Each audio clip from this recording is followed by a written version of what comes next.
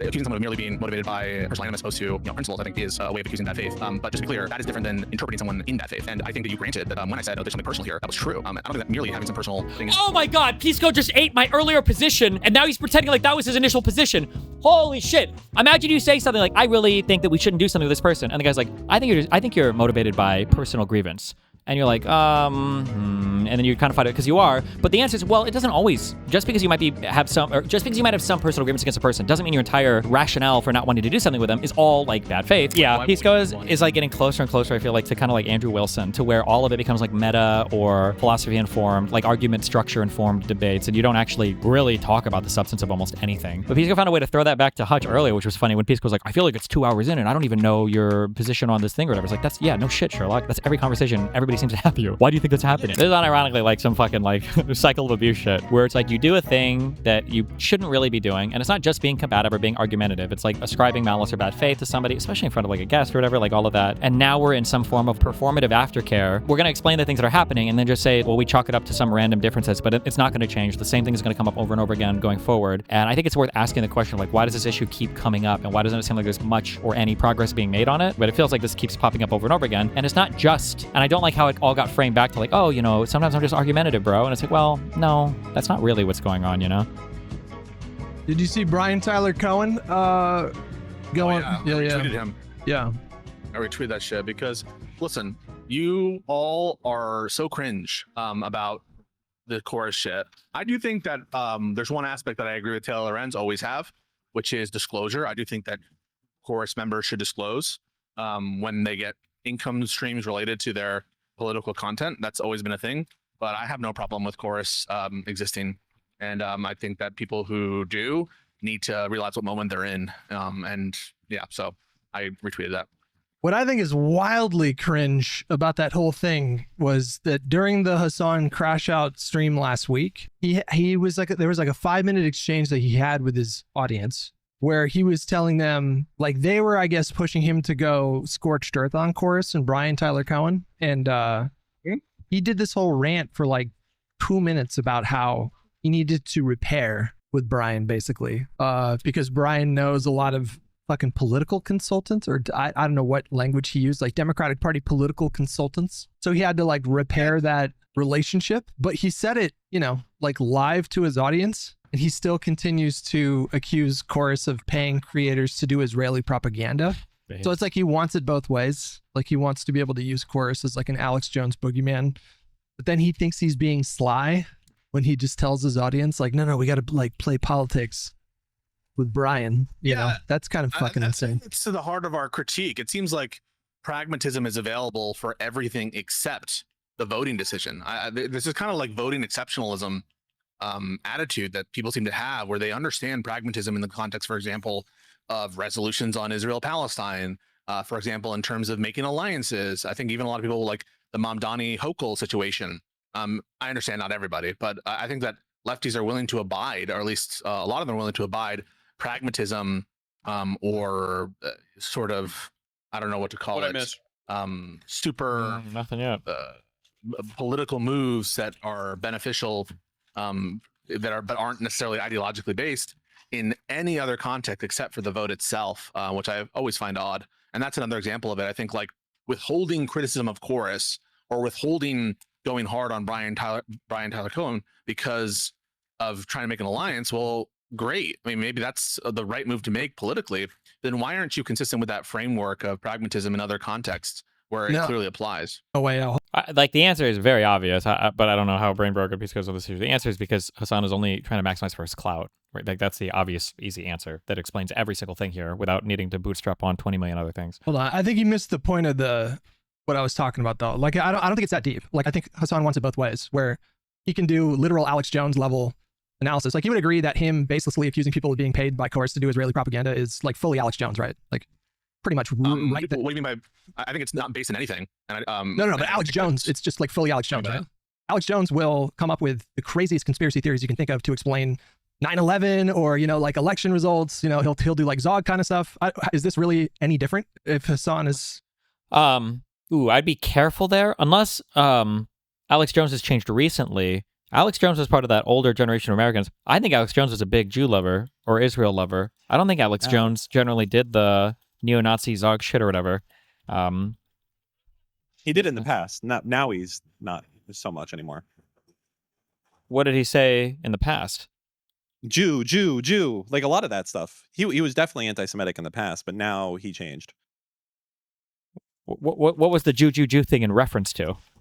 There's like 10 of them. Can you name a single position or whatever? Well, like when Kanye came on with Fuentes, like Alex Jones was staunchly in the other camp on that. I will get you. Like, yeah, so Brandon just said the Jew thing was him talking about anti-Semites using it too much. Because that's what I thought the reference was, is he's like, everybody wants to blame Jew or whatever. So it's like these, yeah. But just randomly accusing creators of being paid by Chorus to do Israeli talking points. For some Alex Jones conspiracy, 100%. I'm sorry, just when I hear Alex Jones conspiracy, I think of like Sandy Hook, because that's but this is right next to it, is what I'm saying. You don't think it is? In terms perhaps of the brazenness of saying something without evidence, but in terms of like the material harm, no. But I do understand what you're saying. It's a brazen claim without any evidence, and that's like what Alex Jones does. Like if I told you Alex Jones baselessly accused some random medium-sized influencer of being paid by Israel to do propaganda, you would be like, oh yeah, that's like typical Alex Jones. Yeah. I would also say that Hasan oftentimes makes brazen claims without any evidence. Yeah, that's what I'm saying. JDAM stuff. Yeah. Well, no, this is beyond JDAM stuff though. This is like fully conspiracy brained Alex Jones level analysis. Agreed. Huh? I just know what you mean, like, because sometimes the lies of Alex Jones often happen in the context of active debunking when things have already been debunked, or that deal with areas of like just the most depraved damages. So for example, like there are situations where Alex Jones has continued to spread things after they've been debunked. Now in this Course case, I think it hasn't.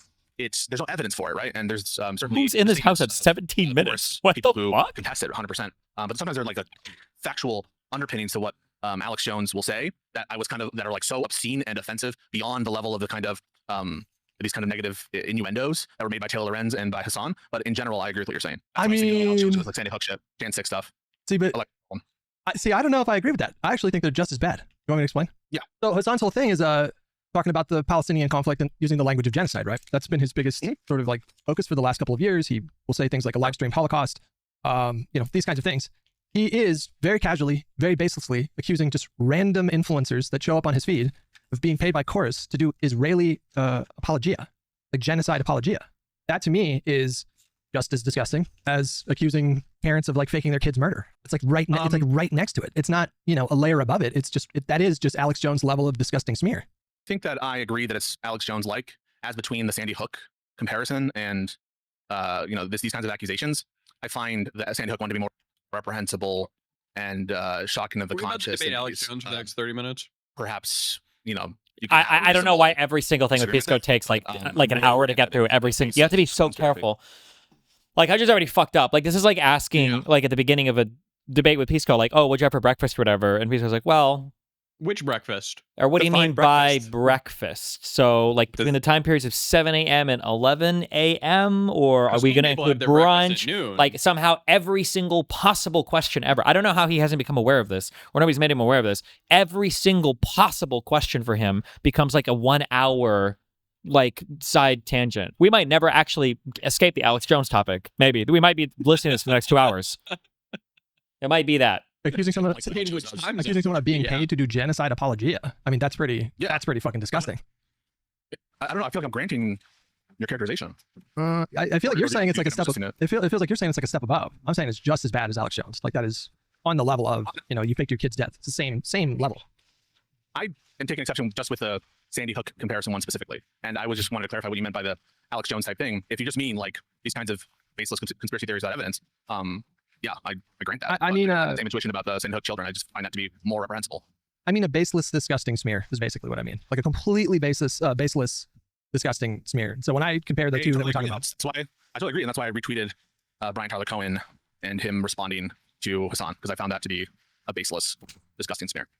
Yeah, but I'm saying that Hasan wants it both ways. Like he wants to be able to do these because I know he doesn't actually think that these people are being paid to do Israeli propaganda. Like he's just lying. Like he knows that whatever he says to his audience, he can get them to get on board with, and he has, literally, or figuratively shock trained them into just believing what he says.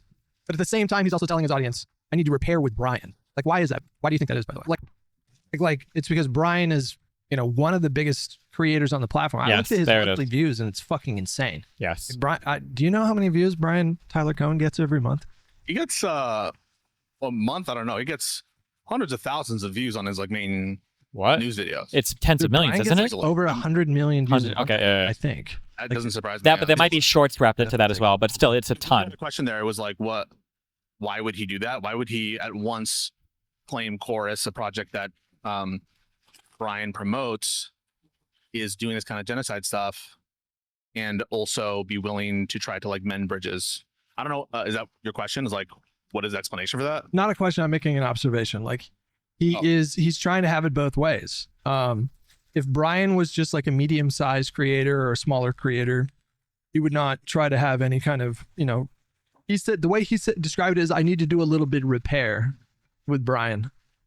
And this was like moments after he accused somebody of being paid by Chorus to do like Israeli propaganda or something like that. And it's because Brian in the last 30 days, Pisco, has gotten 178 million views. This fucking guy. Can I just have some of his money? He doesn't need all that money. He just give me. He's doing big. Like $20 month. Big things. No, it's fucking pathetic. Is my point. Like unprincipled. Yes, that's not the word I'm looking for though. First of all, I think it's fucking hilarious that he could just announce his master plan. Yes, to it's his so audience fucking annoying. Nobody cares, and nobody Basically, calls like, him out on our couches on manipulating it. Brian. That's what we were talking about. Like he's just like He's doing the same thing with you gotta mainstream trust me, media I'm now. gonna do some repair with Brian because he knows all these DC consultants, and they're all like on my ass this morning because I said I would vote third party. So I got to do some repair with Brian, but also in the same breath, because in the same breath he's saying, Oh my god. in the same breath he's saying Chorus is paying influencers to do Israeli propaganda. So what he's telling his audience is like, oh, I need to like manipulate Brian, basically. Like I need to like manipulate I need to have like a good relationship. I have to like play politics with him to have a better relationship with him. But I also want the ability to, And before Pisco, but isn't that good? Don't we want to be political? Creators as Chorus paid Israeli Don't we propaganda. want him to support us? It's fucking ridiculous. Like it's actually kind of crazy that he said that out loud to his stream, as if nobody with a direct line to Brian wasn't going to reach out to Brian and be like, just so you know, this is what's going on. It's fucking insane. Is the point that like strategically it's fucking stupid? If his goal was to do X, why would he do Y? It's actually, it's more that it's hubris. It's hubris that he thought that he could tell his audience of like 30,000 people that he needs to play politics with Brian, and that no one was going to be no one was going to like reach out to Brian and warn him that this is what, first of all, this is what Hasan is like saying about Chorus every other fucking week. You know what I just realized? Pisco's like a 4-year-old where it's like, you have to go to bed. Why? Because you're going to be tired in the morning if you don't sleep. Why? This is like the Louis C.K. bit. Like, this is like, Jesus. On his stream, but also he's telling his audience that he wants a better relationship with you so he can get these quote unquote DC consultants off of his ass. Like, it's kind of wild that he didn't think that someone was going to reach out to Brian. Wouldn't it be more fake to like withhold your criticism of Chorus while trying to mend bridges with Brian? I feel like, wouldn't it be more fake to be like, if you felt that something was wrong with Chorus, assuming he did, and you like withhold that, wouldn't that be like fake? Like, this is such a stupid, syntactically correct question. Like, if you really genuinely believe that there Israeli paid propaganda for genocide apologia, and Brian Tyler Cohen is like the head representative of that, why would you want to have anything to do with that organization? This is like the evilest of all evils. This is what genocide is. Why would you want anything to do at all with it? So you can't pretend on one side, oh yeah, I need to build this bridge, blah, blah, blah, while also saying they're getting paid by Israel to do genocide apologia. That's such an obvious, I don't know why you have to spell this out. I mean, just don't. Is there an inconsistency in saying his belief about Chorus and also saying he wants to mend the bridge with Brian, except for the fact that it would probably make it less likely that you'd be able to mend bridges with Brian? But why would he not assume that somebody would just reach out to Brian and give Brian a heads up? It's crazy to me. Maybe the answer is, and I'm not saying this is true, is because he believes both things, right? He is willing to say what he says, even though it will incur some reputational cost with Brian. Oh my God. Maybe he's stupid and didn't think of it, or maybe I don't know. How else do you explain it? That he's just hubristic and I don't think not calculating. Yes, I mean I think it's hubris, like I said, but like I don't think he actually thinks these things about these creators. Is my point. I think he doesn't actually think that they're being paid by fucking Chorus to do Israeli propaganda. Wait, I think he just lies. Because Pisco, he just lies. Do you understand this about him? He just lies. He does not give a fuck. He will lie about you. But it's not even a self-serving lie, because you're saying it's counter to his goal of Oh He's my self-serving in his broader God. goal of like turning people against the libs. Like that's his biggest project right now. It's less like being anti-Trump and more turning people away from the lib establishment or whatever. That's his number one goal. And so in service of that goal, he will very casually, with no evidence whatsoever, just accuse people of being paid by courts to do Israeli propaganda. Like he knows that it's bullshit. maybe he believes it. He doesn't though. Like I don't know why people are. I was like you at one point, Pisco. So naive, so full of youthful optimism about people. And the more Isn't this the Trump thing? Or- Maybe he Deranged believes people that the believe event deranged was things for without the election was evidence. I mean, true, but there's also that's like true. people that lie about things, like just baselessly, shamelessly, sure. consistently lie about things. As long as he said her global entry, other shit. Like, yeah, no, I totally grant that. I'm just like, here's an example where it almost feels like either he's impulsive or he has integrity, perhaps in this instance, because notwithstanding, unless you think he's lying about trying to mend bridges with Brian, notwithstanding that, he went out and said something that was directly counter to that goal. And the response, well, he's just lying because he lives to lie. I'm just like, well, I don't know. Like, maybe he's lying. I don't have a strong view there, but So what I think is that he views his streams as these like big old bubbles.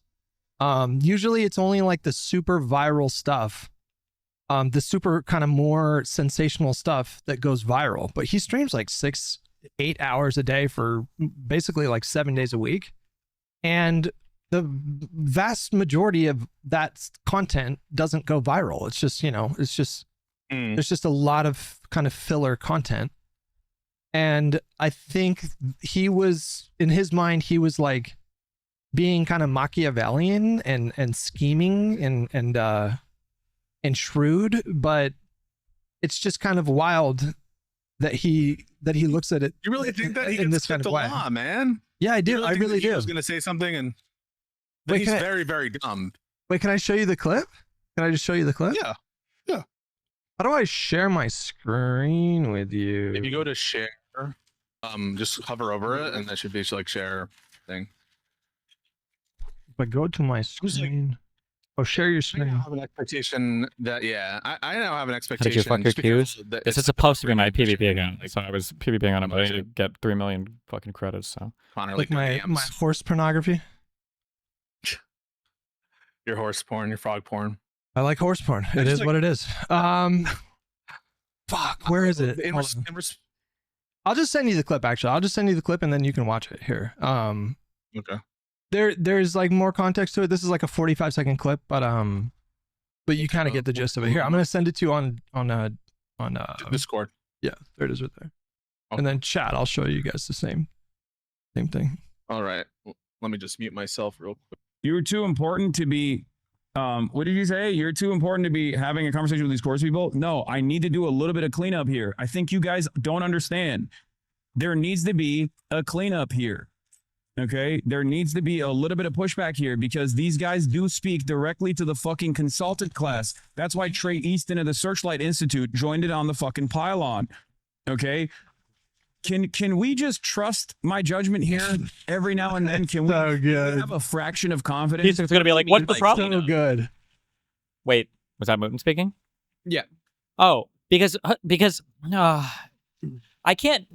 Pisco should be kicked off of Lib&Learn. I'm sorry. I know that sounds aggressive. True. Maybe even soy pill. It should be a lib show, like with liberals. How is it so much talk about these tanky fucks? Like, let them do their own thing. Let them build their own thing. Let them have their own spaces. It's so fucking annoying how much of the discourse is captured by talking about these people that hate Democrats, right?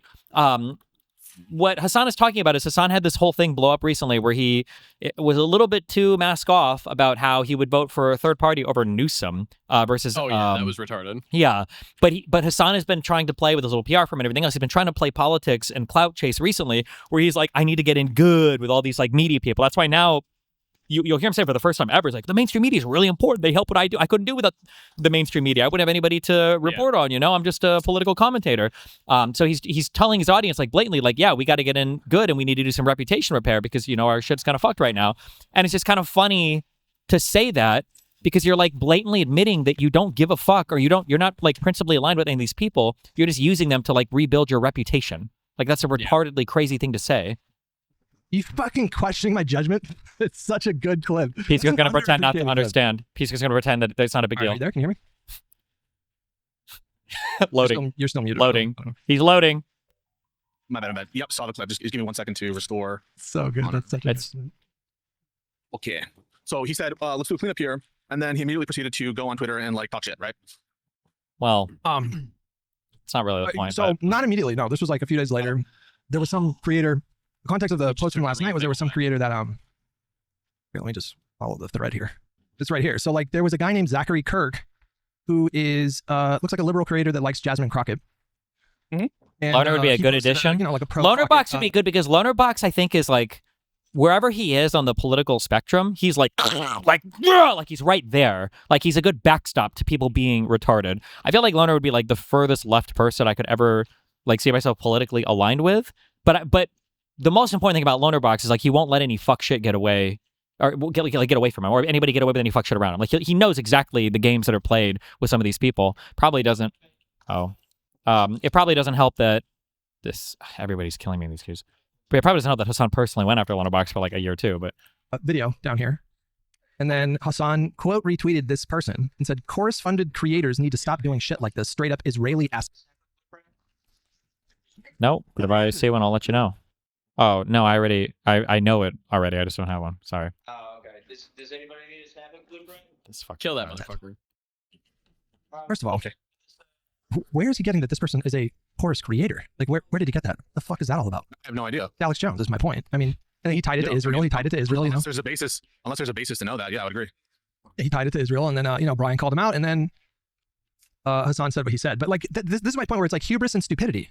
So like, he does think that he can have it both ways, or he can just deploy this, chorus attack anytime. I guess anytime a creator posts something that he doesn't like, I guess is what's happening here. And then at the same time, he's like, but chat, you got to trust me. I got to repair. I got to repair with Brian. He's got too many DC consultant friends. They're all fucking jumping on my mentions this morning. The whole thing. So the best example of like an inconsistency on that thing. Like I totally agree that it's Alex Jones-esque to assert that they're I don't know, course funded if there's no proof of that or no basis to believe that it's done to avoid Israel criticism. I agree with that, but like it doesn't seem to be inconsistent with trying to repair relationships with Brian Tyler Cohen. If anything, it would show like integrity if he actually believed it, right? But he does it though. This is my point. Do you think he actually believes it? God. I'm not sure that if you mean I like, don't know. what he thinks course Yeah, I mean, is. do you think Israel? that, do you think that he thinks that he can just call people? I didn't chorus see creators, that. chorus, That's the first time I'm Israeli hearing of it. assets, and he knows that just a big chunk of his audience will discredit those people. Like in their minds, that person will have been discredited. Therefore, ... You don't have to like listen to their criticism or pay attention to anything they have to say. They're just chorus Israeli assets. Like that's what he's doing. It's all a big effort to discredit people. This is like his MO. Knowing that they're not course funded.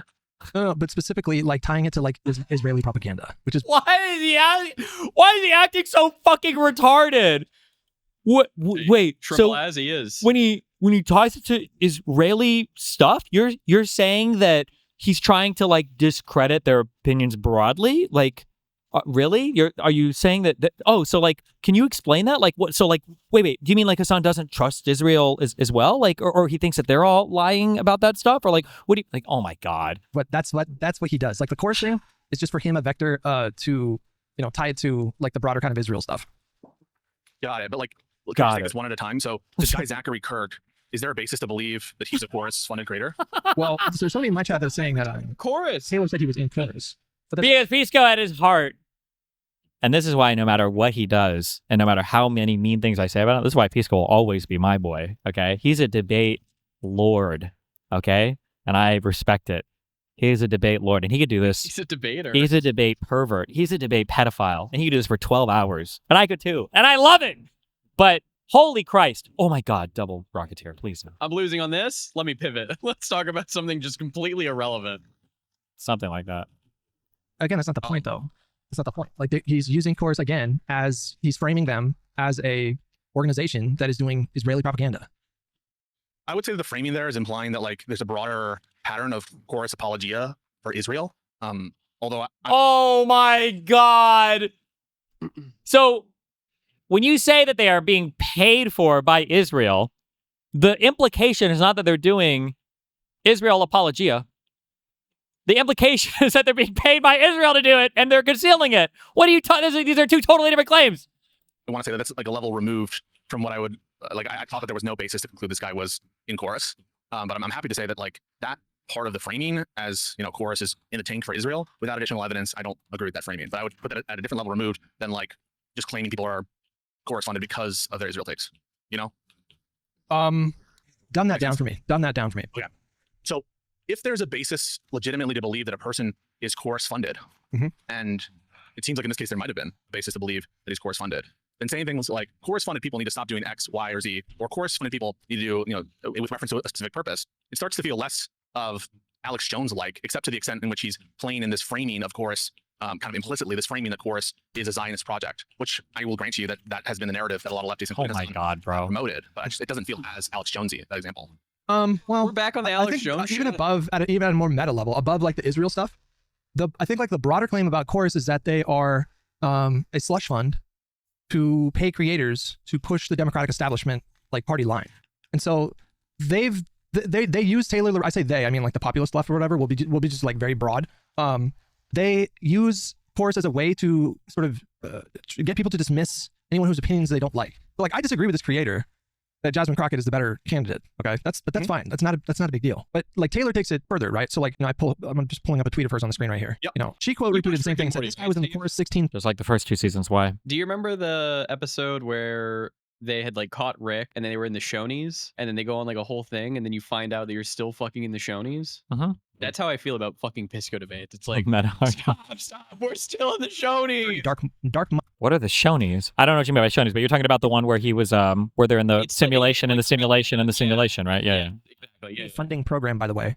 Content like this is certainly profitable. So like I think the obvious inference there is that this creator is being paid to, like stifle the populist left, which in this case would be Talarico, right? Like they've the populist left, they've caught on to kind of Talarico in the last week. I don't know if you've noticed, but like Emma Vigen's been talking about him positively and Hassan's been talking about him positively. And so a creator, Not like yeah. I'm getting prepared to make some endorsements myself. I'm guessing it's like Israel positioning, but Talarico is more openly against Israel funding than Rocket is. I don't know if he's even spoken about Israel yet. I think it's more that he's a populist. He's like, it's not about left or right. It's about up and down. And it's because he's a populist. Okay. He's like, anti-corporate. Also, leftists really, really, really don't like black people that aren't socialists. Woo!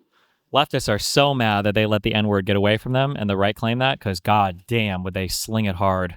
Yeah. Anti-billionaire. I have gotten the sense that more lefties are starting to catch on to Talarico and support Talarico directly. I do get that impression. Right. And so, in the context of that, you have this one kind of, how many followers does Zachary Kirk have here? It's 14,000, not like a huge creator or whatever, but he comes out and he's like pro Crockett. And then Taylor reposts him and says, this guy's a part of the fucking dark money slush fund. And then Hassan, I don't know if you posted that after or before. Then Hassan jumps on it and adds the whole like Israeli element. It's their way of like trying to discredit people. That's his entire MO. Yeah. So like I think Hassan has figured out that he can sort of condition his audience to take his lead. And if he tells his audience, oh, you can't listen to this person, they ... And there's like 1,000 like fill in the blanks. Pedophile. And it's usually like a lot of times it's like a straw man argument. Personal. He's done it to me a number of times where he'll take a clip like with no context whatsoever and then pretend as though, I literally want to like court segregationists into the party, for example. So it's usually some kind of straw man attack or some kind of baseless smear. But like this is how they operate. It's not new. Like this is not like a new strategy for propagandists to do. This has been like an established thing that works for like hundreds of years. But yeah, that's what I see is happening. Yeah. Did you have a problem if Hassan said something like this? I hate it when left-wing influencers or liberal influencers repeat Israel talking points and act as surrogates for Israel. Would you have a problem with him saying that in the same level of like disingenuousness and bad faith? Presumably not, right? If he just said, I would have less of a problem with that because that's less of a smear. Because at that point you're just saying, oh, you agree with Israel. But as soon as you start attaching like a financial incentive, oh, you're getting paid to do Israeli talking points, Way that I think different. puts it in a new tier. It does. Especially in the context of the language of genocide. Because his whole thing was like the libs. Also, why is Pisco working so hard here to clean up Hassan's language? Like he's a big boy. He's done, if you believe him, politics his whole fucking life. Like if you have to do so much work to workshop and clean up and ameliorate the things he's saying. We'll call it a genocide, live stream Holocaust, As soon as you add like, oh, he's being paid to essentially do genocide apologia, then I think it takes it down to a level that is right down in the mud with Alex Jones' fake school shootings situation. Got it. It's just like this, there's no depths that he will not sink to in his dishonesty. He will use any smear Liberals. that he thinks will give him some kind of a tactical advantage. He has no fidelity to the truth at all. Like he does not give a flying fuck. True. This is what I'm trying to say. But I don't know. We can this isn't really what I wanted to. Oh, now we can start the conversation. This morning talking about. 30 minutes It's in? interesting that we can move on, but I just have like a few other things. Like I'm about to give you like a different scenario, which isn't the same, and there are ways that you could distinguish it. Mhm. But for example, for the tenant media thing, right? There are absolutely, a closer connection between Edward Gregorian. I mean, was essentially a shell entity for Russian government actors. No doubt about that, right? Yeah. No doubt about that. In that context, if there were a clear money link where it's like, is like some sort of Israeli interest group has contributed large amounts of money to the Chorus Fund. In that context, let's try to make it more applicable. Or hell, let's even say Israel is making some sort of illegal, FARA violating contribution or something. That's still not the same as tenant. Into the fund itself. Would you be okay with them making these same kinds of comments? In other words, because I don't think that we would have we don't really care about saying Tim Pool is just Russian propaganda. Tim Pool, now they maintain we weren't influencing our content at all. This was hands off. Is it? You don't have a problem with that, correct? It's just like the lack of, or the presence of attenuation between the source of funds and the lack of any evidence of government involvement. Oh my God, I think more than Pisco, that the idea that Chorus could be some kind of a paid Israeli propaganda effort was utterly and completely annihilated within days of that reporting. I feel like you would have had to have gone out of your way to not see the many receipts that creators were dropping in the days that followed that article. Examples of Chorus creators that were not only outspoken about Israel, but they were using the same language. Like they were using the same really strong, harsh language for people like Chuck Schumer. They were calling it a genocide, these kinds of things. Like you had to have gone out of your way to miss those things. But the whole point is like these creators that have this influence, they will head off that kind of stuff by discrediting these people in the way that I just told you about. So it kind of makes perfect sense that a lot of people in Hassan's audience who didn't see those receipts because he and all of that whole ecosystem, they just like smear and lie everybody. And as soon as you tell your audience, oh, this person's being paid to do apologia for like Jesus, a genocide, then of course it makes sense that they didn't see any of those receipts because in their minds they're like, oh, this guy's a genocide. Why would I even watch a 10-second clip when they're doing genocide apologia? And so like the whole thing, Pisco, the whole thing is intentionally dishonest. That's my point. They know they're lying. It is a conscious, deliberate effort that they're doing to try to discredit people that they think represent a threat to their populist left movement. That's what this is all about. That's what I think. Got it. I think that it runs the gamut between people who are intentionally deceptive and making false implications or leaving enough question marks, and people who genuinely either are hoodwinked that there's some additional evidence of like Israeli influence or Israeli aligned influence in some of these creators. So I'm not sure that I'm going to label that all these people, whoever these denominator is, are all lying. I don't think I notice how he broadened it now to all these people on the strongest claim, so he can always like make a non-statement of like, well, I don't think every single person was involved in the craziest conspiratorial mislabeling of people ever. And it's like, what are we even saying at this point? justify that claim. But surely I think that you have a responsibility if you've accused people of being. And now we get like a general harm reduction statement, like, oh, don't do a bad thing. It's obviously bad. Have less of a Serious allegation. And I think it's a super serious allegation. That's one of the reasons why I think disclosure is important, not just because I think it's the right thing to do in terms of your audience, but also because I think at times it can inoculate you by showing that you're upfront about, that you're getting money from this particular place. And almost like the lack of disclosure on that, I think it hurts a lot of these creators. That said, it might also put a target on their back for like bad faith actors or whatever. That said, like, thing is, people can draw conclusions based on money in politics, money in this or that, the source of money. Everyone does it. And I would absolutely take issue and do take issue with people turning Chorus into something that it's not when there's no evidence of it. That's why I retweeted Brian Tyler Cohen. That's why I take the stance that I do. That's why in general, I'm in support of Chorus existing.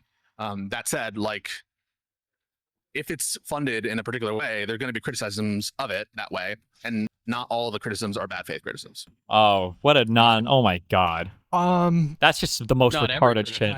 I feel like you're kind of doing gymnastics here, buddy. He is. What? He is. What's gymnastics? It's so much gymnastics. This is a very crystal clear thing. There is no evidence that Chorus or that Chorus creators are shilling pro-Israel talking points because they're getting funded by Israel. There is no evidence whatsoever of that. To broaden that, like, well, maybe some people there might be a donor to the 1630 fund who might be Israeli, and maybe that money makes its way to Chorus, and it's possible that it may be somebody, like, what the fuck? What are we even talking about at this point? What a nonsense line of argumentation to shill or cover for an obviously bullshit claim. So I just learned about a Mott and Bailey. I feel like this is like a Mott and Bailey. Oh, where, true. like, the Bailey would be, like trying to defend, not that you made this argument, like trying to defend the idea that you can just like casually accuse people of doing Israel propaganda. It feels like you retreated to a more defensible position of like, well, you know, Anything there are could some be issues anything. with the idea of like any kind of dark funding and disclosure. Therefore, I can understand like why people have those complaints. But I'm not talking about that. I mean, Yeah. I understand that that's like, I somewhat agree with you. I think that disclosure is good. So, for example, 16, 15 years ago, when major companies first started sponsoring YouTubers, it was kind of like the wild, wild west because the FCC wasn't really monitoring that space in the same way. And so I would get contracts for sponsored content, and it would specifically say in the contract, don't disclose. So like these advertisers knew that at least for the time being, the FCC was not paying attention to that space because it was like burgeoning and new, and there were no, you know, there weren't the same kind of regulatory eyes on that space. And so I would send the contracts back and say, no, I insist that I'm going to tell my audience that this is paid. Like it feels dishonest. So that's good. I do understand that is a defensible argument. I agree with that argument. I think disclosure would be better. I'm also sympathetic to the idea that these creators could be targeted by this fucking psychopathic online populist left who are completely deranged and unhinged. And so I'm a little bit sympathetic to that as well. But I'm not talking about these kinds of like reasonable critiques of the structure and the non-disclosure. Like, okay, that's fine. I agree with you on some of that, or maybe even most of that. I'm not talking about that. I'm talking about the idea of if a creator shows up on your feed and you just want to discredit them in the eyes of your audience, you just baselessly accuse them of being paid by Israel to do propaganda. Like that is so far removed from the critique that you just gave. You know, I don't have any intention of doing a Mott and Bailey or anything like that.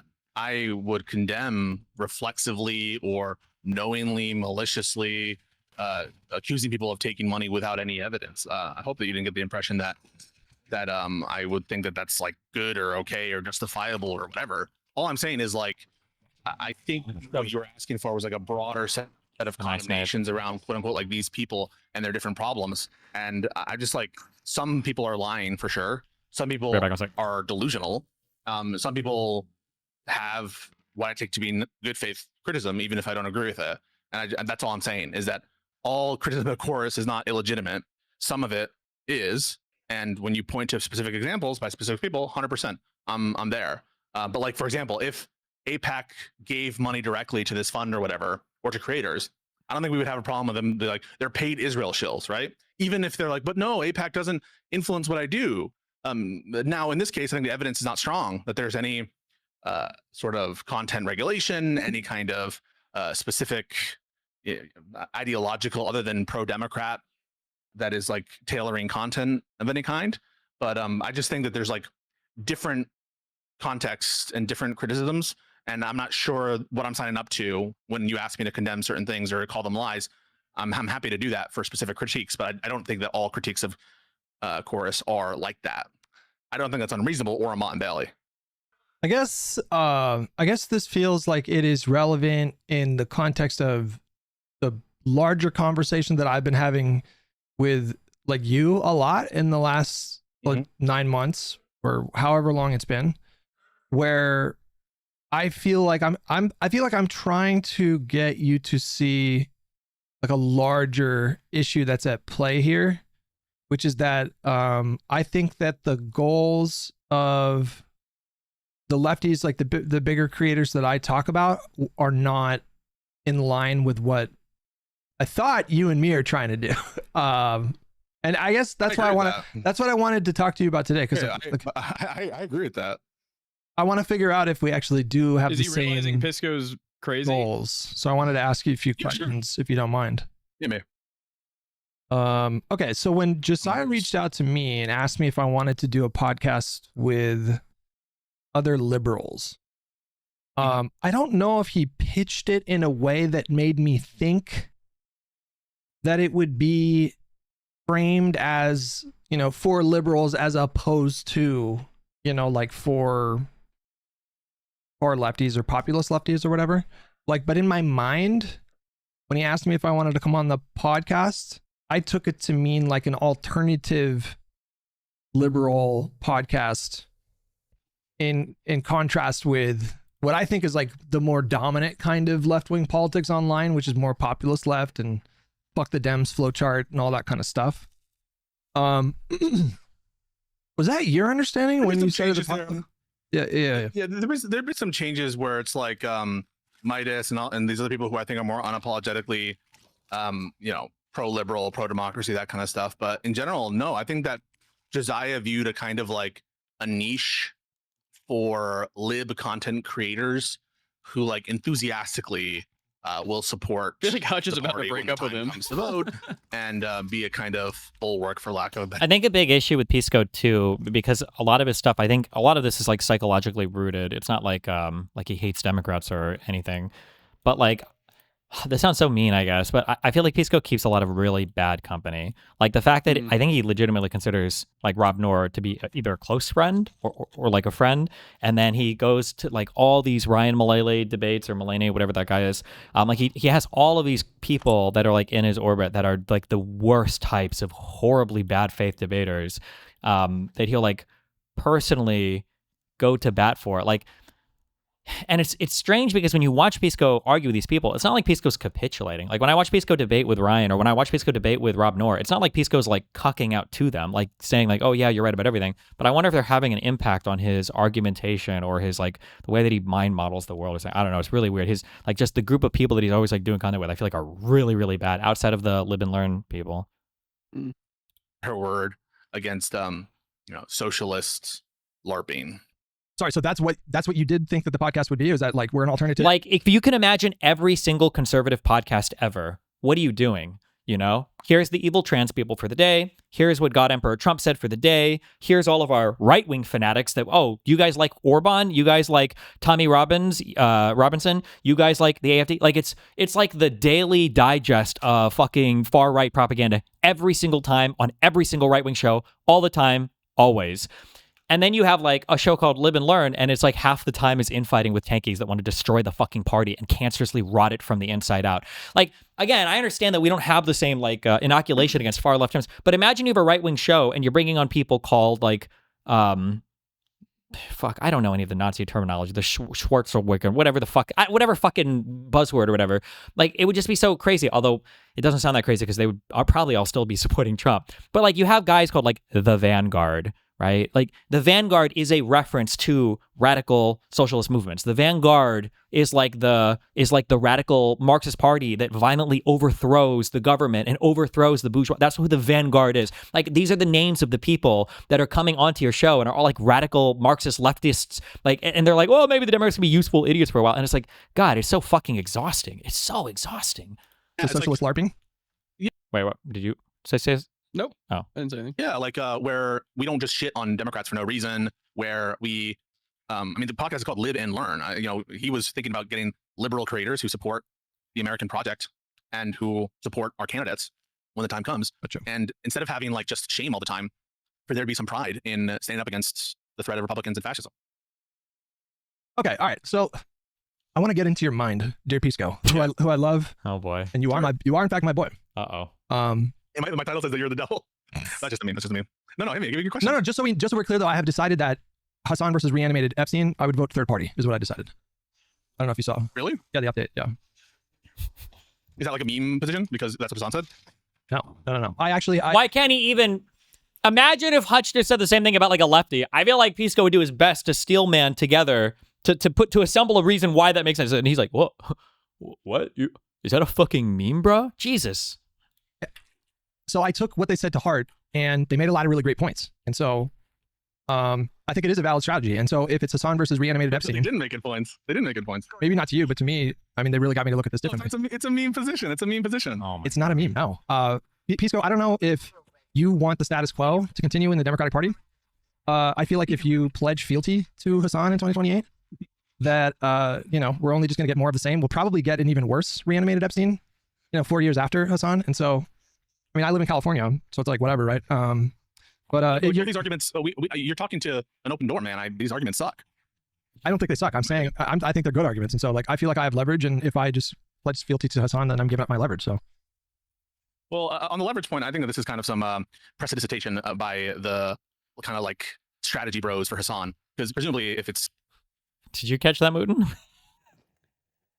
No. He just used the verb. Is it a verb here? Prestidigitation? Yeah, what the fuck? Oh, yeah, he must be playing D&D. You D&D pal, Jesus. That I did. I thought there was strategy. It relies on libs being like butthurt. And so, we're just doing our job here. But I don't know, man. Like, I get it. Yeah, their arguments suck. But, I'm not saying that. You're saying that. You're saying that their arguments suck. I think they have good arguments. I think that we should use our leverage to push the party in a direction. And if we don't use our leverage against reanimated Epstein, then then what? You would just get more reanimated Epsteins down the line. So I think it actually is a really good argument. And I think, moving forward, yeah, that's going to be Well, we can disagree on that. I don't think it is. You don't want to move the party forward? Well, I do, but I would have to grant that it would move the party forward to do that. Well, I mean, if you pledge fealty to Hasan versus reanimated Epstein, you don't think the party's just going to get complacent? I don't think that necessarily it would. Problem is that Josiah suggested a podcast where they don't criticize tankies all the time with Hutch and Pisco. Wait, was there another podcast they suggested? Is that what they were talking about? It is kind of funny if you think about it, that like one of the members of the Lib&Learn podcast already had to leave after announcing he was basically a socialist. And then you've got like... Who had to leave? Wasn't a Kano boy? Wasn't he on the podcast? Jesus. Yeah. Lib&Learn, I guess. Yeah, I think that if anything, winning against Epstein is probably going to be a mandate in and of itself, but will caution any kind of like sweeping. It's almost like the election in UK where it's just pretty much because the Tories were horrible that they get in or something, right? So Well, I don't really think that it would necessarily lead to complacency. Yeah, but if I pledge fealty to Hasan versus reanimated Epstein, and then Hasan wins, Pledge and fealty. then if I pledge fealty, tell you right now, I will support him if he's the nominee for the Democratic Party, and in doing so, I give up all my leverage, and then he just gets in there and continues the status quo. Then Why are you doing this? I don't. This is stupid. It's not a bit. I'm being serious. I'm being serious. All right, no, hang on. All right, let's get to the. I do want to ask you some questions, okay? All right. This is important. All right, when you say, actually, what would be a good starting point? Like, what label would you give yourself? Would you call yourself a progressive liberal? Just a liberal? Would you call yourself Democrat? Don't say dem suck. Oh God, say suck them at least. Myself a liberal. Okay, all right. Just a liberal, not a progressive liberal. I think I would be accurately called a progressive as well, but I kind of view that term as, again, another chameleon-like term. It means different things to different people. So as I understand the word, I'm using it like socially progressive. Okay. I want to preface all this by saying that I am not a lawyer. I do not have a lawyer brain. All of these questions that I'm asking you, there is no gotcha in any of these questions. I promise you. I'm genuinely curious because I want to get at why you and I fight and scream at each other so much. So that's good. You would call yourself a liberal. I would say the same thing. I mean, I wouldn't shy away from the progressive label, but I think it has more baggage these days. So maybe your strat is right. But when I don't shy away from it. I think it's not my first inclination. I would say I'm a liberal, proud liberal Democrat. But I'm not offended by the progressive label. Okay, when you say liberal, like what do you mean by that? I mean it in the sense of someone who's committed to liberal values, freedom, to republicanism. I also use it in that sense as well as the sense of American liberal. So both in the political American context and in the sort of structural governmental context. I believe in property rights. I believe in the existence of certain rights like speech, etc. In addition to bog standard liberal Democrat positions. Okay. Can you So both. go into more detail about like liberalism? Like why do you like liberalism? Like why do you think the alternatives are not as good? Do you think that liberalism is worth like fighting for and preserving? Like give me a more kind of fleshed out, detailed thought process here. In the structural sense of liberalism? You mean Yeah. in the theory sense or Yeah. I take good to be what we ought to do. And I take a view that what we ought to do, a moral question, relates to. Oh my God. Dude, Pisco's chat is a fucking battleground. Oh, I've been watching it. What are they doing? Hutch is a right-wing Democrat, so you're pro-corporation. Wing Dem? Hutch is audience captured. He has to do the Hasan bad crap because only Diddy G watches him. Diddy G. Actual liberal purity test. What the fuck are we doing? Kind of feels like a flowchart right now. I think a good way to see if like a streamer is gonna like go fucking crazy and like, I don't know, blow up their shit with you is to watch their chat rooms actually. 100%. Watch how the streamer reacts to their Yep, chat. 1 and, like, trillion they fight percent. back. This is one of the things that like the soy pill talked to me about. I won't say he got mad at me about it, but like I was like, if your chat is like universally calling me like a fucking pedophile and shit, and you're just like And you're not whatever on it, fighting back? yeah, that's 100%. like I'm good. I'm good on that. I'm good on that, Chief. I don't need that. Apparently, this is one of 'Cause when I was Pisco's. streaming on Twitch, sometimes I'd have people come over and like Antifan, and I would just fucking like ban. Yeah, or of whatever, course. because like But it you're also- my friend and like Yeah, not only should you take more active role in it, it says something if those types of people feel at home there. Yes. Yeah. This guy is apparently Pisco's mod. Hutch only exists as a Hasan op, nothing else. Cernas? Is that true?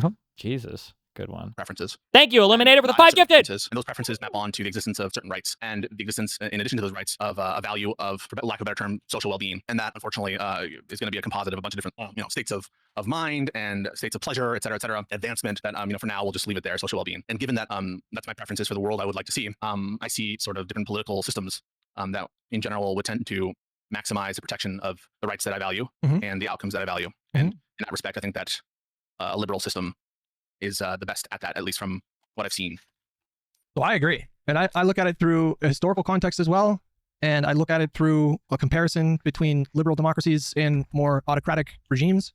And when I look at a country like China, where I'm sure you can find people that in their day. The clipper that Hasan was watching the other day, Substance is a massive Pisco chatter donor. That guy's also one of my number one haters. He's also, I'm pretty sure he like runs in all of those Gisticle Discord servers. He's one of the big brigader guys as well. There's like 5 or 10 different Gisticle people that constantly brigade and monitor like every fucking Discord server in this orbit. And then some of them give big money for it. I think Doobie is one of them. I didn't know Substance was a donor guy as well. Is he actually? Today lives feel contentment or stimulation or pleasure or satisfaction. I don't think that the current, Chinese state is necessarily like directly comparable to, the kind of government that we saw in Orwell's 1984, right? Like there's gradients of bad. But when I look at a state like China and I consider the fact that the conversation that you and I are having right now, you just can't have that conversation in a public forum in that country. And that is something free society that I don't like the Chinese government, the Chinese Communist Party. Yeah. And one of the reasons I'm against authoritarian regimes, including the communist systems that we have seen emerge, is precisely because they don't protect rights, like in China. Yes. If you could truly call it communistic at this point, some aspect of communism for sure, but seems like following the fall of the Berlin Wall, that state capitalism. There's some differences in how Why does Pisco keep these anti-fans around his company? This sounds like an insult, but it's a secret compliment. Like, I think especially before diving into the online politics world full time, I think Pisco was just kind of more normie, and that he had like a good, obviously he knows law, he knows his job and everything really well. And then I think he knows like actual kind of politics kind of well, but I don't think he knew anything about like the online political landscape.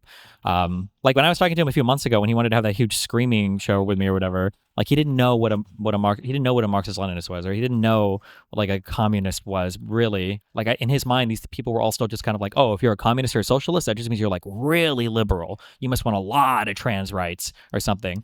And I don't know if he'll catch up to that. Remember, one of the psychological things holding Pisco back is that like when he commits to a position, it is almost impossible for him to ever change positions. It's almost impossible.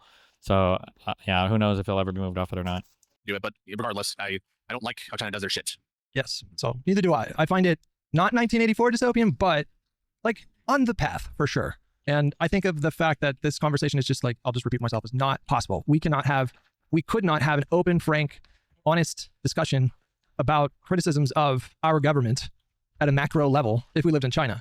The pushback that I get a lot of the times is, well, people are allowed to criticize their local governments in China, but that plays into the larger problem that I see with a country like China, is because the Chinese Communist Party, like the way that they keep tabs on local governments to make sure that they're, like competent or doing their jobs is through the local population expressing their discontent. But those people are not allowed, straight up not allowed, to criticize the top of the power structure in China. And so to me, like that, whatever fancy bells and whistles they have with their infrastructure, that stuff to me is not worth the price of not being able to have this conversation. So this sort of I totally agree with that. Right. So like I didn't think about rights in this kind of way until Trump came along and threatened the liberal kind of government, the democratic government that we have in this country. Like I sounded a lot like the kind of lefties that I have a problem with when I was in my 20s and like going into my 30s. Like it's straight up. I mean, it was very similar kind of rhetoric. And it was Trump coming along that threatened these things that got me to appreciate them in a way that I didn't before. I'm just telling you this to sort of inform you about like why I say the things that I do and why I focus on the things that I do. Because there was a point in the conversation we had on the pod on Monday where you framed it as though the reason I was speaking up was because I had a personal axe to grind with Hasan or like other people. And I think it's possible. That's part of it. That's part of it. I find myself like I do have personal issues. I do have personal issues with the way that Hasan conducts himself. But the thing that I'm more focused on when I talk about him a lot is the threat that I think he poses to this system and I agree with you. I think this is like the best system that the world has ever seen so far. We could have some kind of epical shift at some point and we move away from liberal democracy and something better comes along. But so far, the spanning human history, I prefer liberal democracy over like living under a pharaoh or a Caesar or a monarch. And I think that it is like not only worth protecting, but we really need to be like vigilant in the fight right now because it's under threat in a way that it hasn't in decades. But I've been speaking I do have other questions, but I want to let you jump in. And I don't know that there's disagreement there. I hope that people haven't gotten the wrong impression. I feel like the majority of my impulse against MAGA has to do with structural liberal concerns, like separation of powers, the elimination of arbitrary power, the imposition of procedural guardrails, upon which all of our rights are premised. Bro, these fucking Hutch chatters, or I'm sorry, these Pisco chatters. LOL, I wouldn't even know Hasan without DGG. What? And then this guy responds, "Me too, LOL. I started watching him, and I started watching Hasan and stopped watching Destiny." What? You've never heard? Okay, Dad. Very real chatters, very real comments for sure. Everything I said about Mahmoud Khalil, even the defense of Hassan Piker for global entry, even if you don't agree with my factual assessment, though I think it's I've been accurate, chilling. that is coming from a liberal perspective, namely that we don't want viewpoint discrimination to exist except in areas of the highest concern and only for narrow purposes, because to allow a broader set of viewpoint discrimination, even for the doling out of privileges that aren't in no sense entitlements, that is sort of a pathway to continual erosion of the shit that we value most. And so my entire, I think, position in this liberal sphere has been to prioritize the protection of those systems. And so I think in that sense, I've been very clear that I'm a liberal in that sense first, before I'm a liberal in the sense of democratic politics. And I guess I don't understand. Is there a doubt of that? Is there real? Hasan is trying to push a narrative that you push people to his side recently. Yeah, they do. It's all narrativizing. It's all so cringe. Meanwhile, he's like, Hasan like chooses and abandons allies so quickly based on whether or not they'll simp for him or whether or not they will like help attack his enemies and promote people that he thinks are promoting him, like even if it means retweeting Nazis all the time, which he used to do. Or now when he's like giving this like explicit cover to fucking Gisticle, who by the way has always hated Hasan, but like over the past few months has changed so they can try to get on his good side to shit on me. It's just like so cringe. And then meanwhile, while all of them are claiming that I have contrarian politics, that all my political views are defined as like the opposite of whatever Hasan believes, which is like, I mean, again, like you can watch my streams, you can watch me research, you can watch me come to conclusions about things. It's so stupid. That I would support China or like Stalinism? So I'm asking these questions because it's not that I doubt, it's just the pushback that I get from you sometimes, it makes the questions pop up in my mind. And it occurred to me that I had never really just sat down with you and just asked you to get into specifics about these things. And so I think if we have this conversation, this debate needs to happen. I'm tired of Hutch living in his everyone agrees with me that Hasan is the great Satan bubble. We will literally never build a successful coalition if we fight forever. Hutch trying to rebrand people who already know who they are. Econoboy was slandered by Destiny. Hutch didn't care. How did I slander Econoboy? I was willing to have, we had a whole ass like a 2 or 3 hour convo. I loved Econoboy. I platformed him on my stream. I told people not to bully him as hard when they started to because he was saying a lot of crazy shit. Like, I was always the person saying that, like, I don't think Econoboy is mask on. I don't think he's like secretly hiding any bad political ideology. I just think he gives too much cover to these other people because he's naive or whatever. I don't think I ever even accused, did I ever accuse Econoboy of even being bad faith? I'm not sure if I don't think I ever even did. I feel like I constantly, I don't say covered for Econoboy like he was a horrible person, but like I think I was always very charitable and pretty nice to Econoboy. It would help me understand your process a little bit more. That was the point. Yeah. I'm open to it. Yeah, keep going. Okay. All right. So then the next question I would want to ask is, you told me how you feel about liberalism. I agree. I think that these rights are relatively new in the scope of human history, and they've been a tremendous positive thing for human beings to have like constitutional rights and checks on authority and a rejection of monarchies. Like these things have led to a lot of really good outcomes, and in fact, on balance, like more good outcomes than bad outcomes. And so it is for me like paramount to continue this project. And if it turns into something better, great. But for now, I think this is. That's why I did this with you, Josiah, and Econoboy, and now with IRI and Soypill, because I think all of us are committed to that. The Hutch lovers do not care about politics. Clearly, disagreements. Oh my god. Strategies and on some like I don't know some. Does Pisco? I wonder sometimes too. And I think this is one of the reasons why I probably had more success than basically every other large streamer in terms of like building a community that I want to interact with and draw people out of, is because I actually like participate in my community. Whereas I feel like for a lot of, especially the larger Twitch streamers, you would stream and then you would like go backstage away from the unwashed masses and you'd have kind of like your own cliquey group of friends, but you would never like interact with any of your fans or whatever because they were all kind of like just like cringe losers is like what the assumption would be. And I wonder sometimes, because how does Pisco not see his chat? Holy fuck. It's like, it's unhinged. Well, he probably does is the thing. Does he?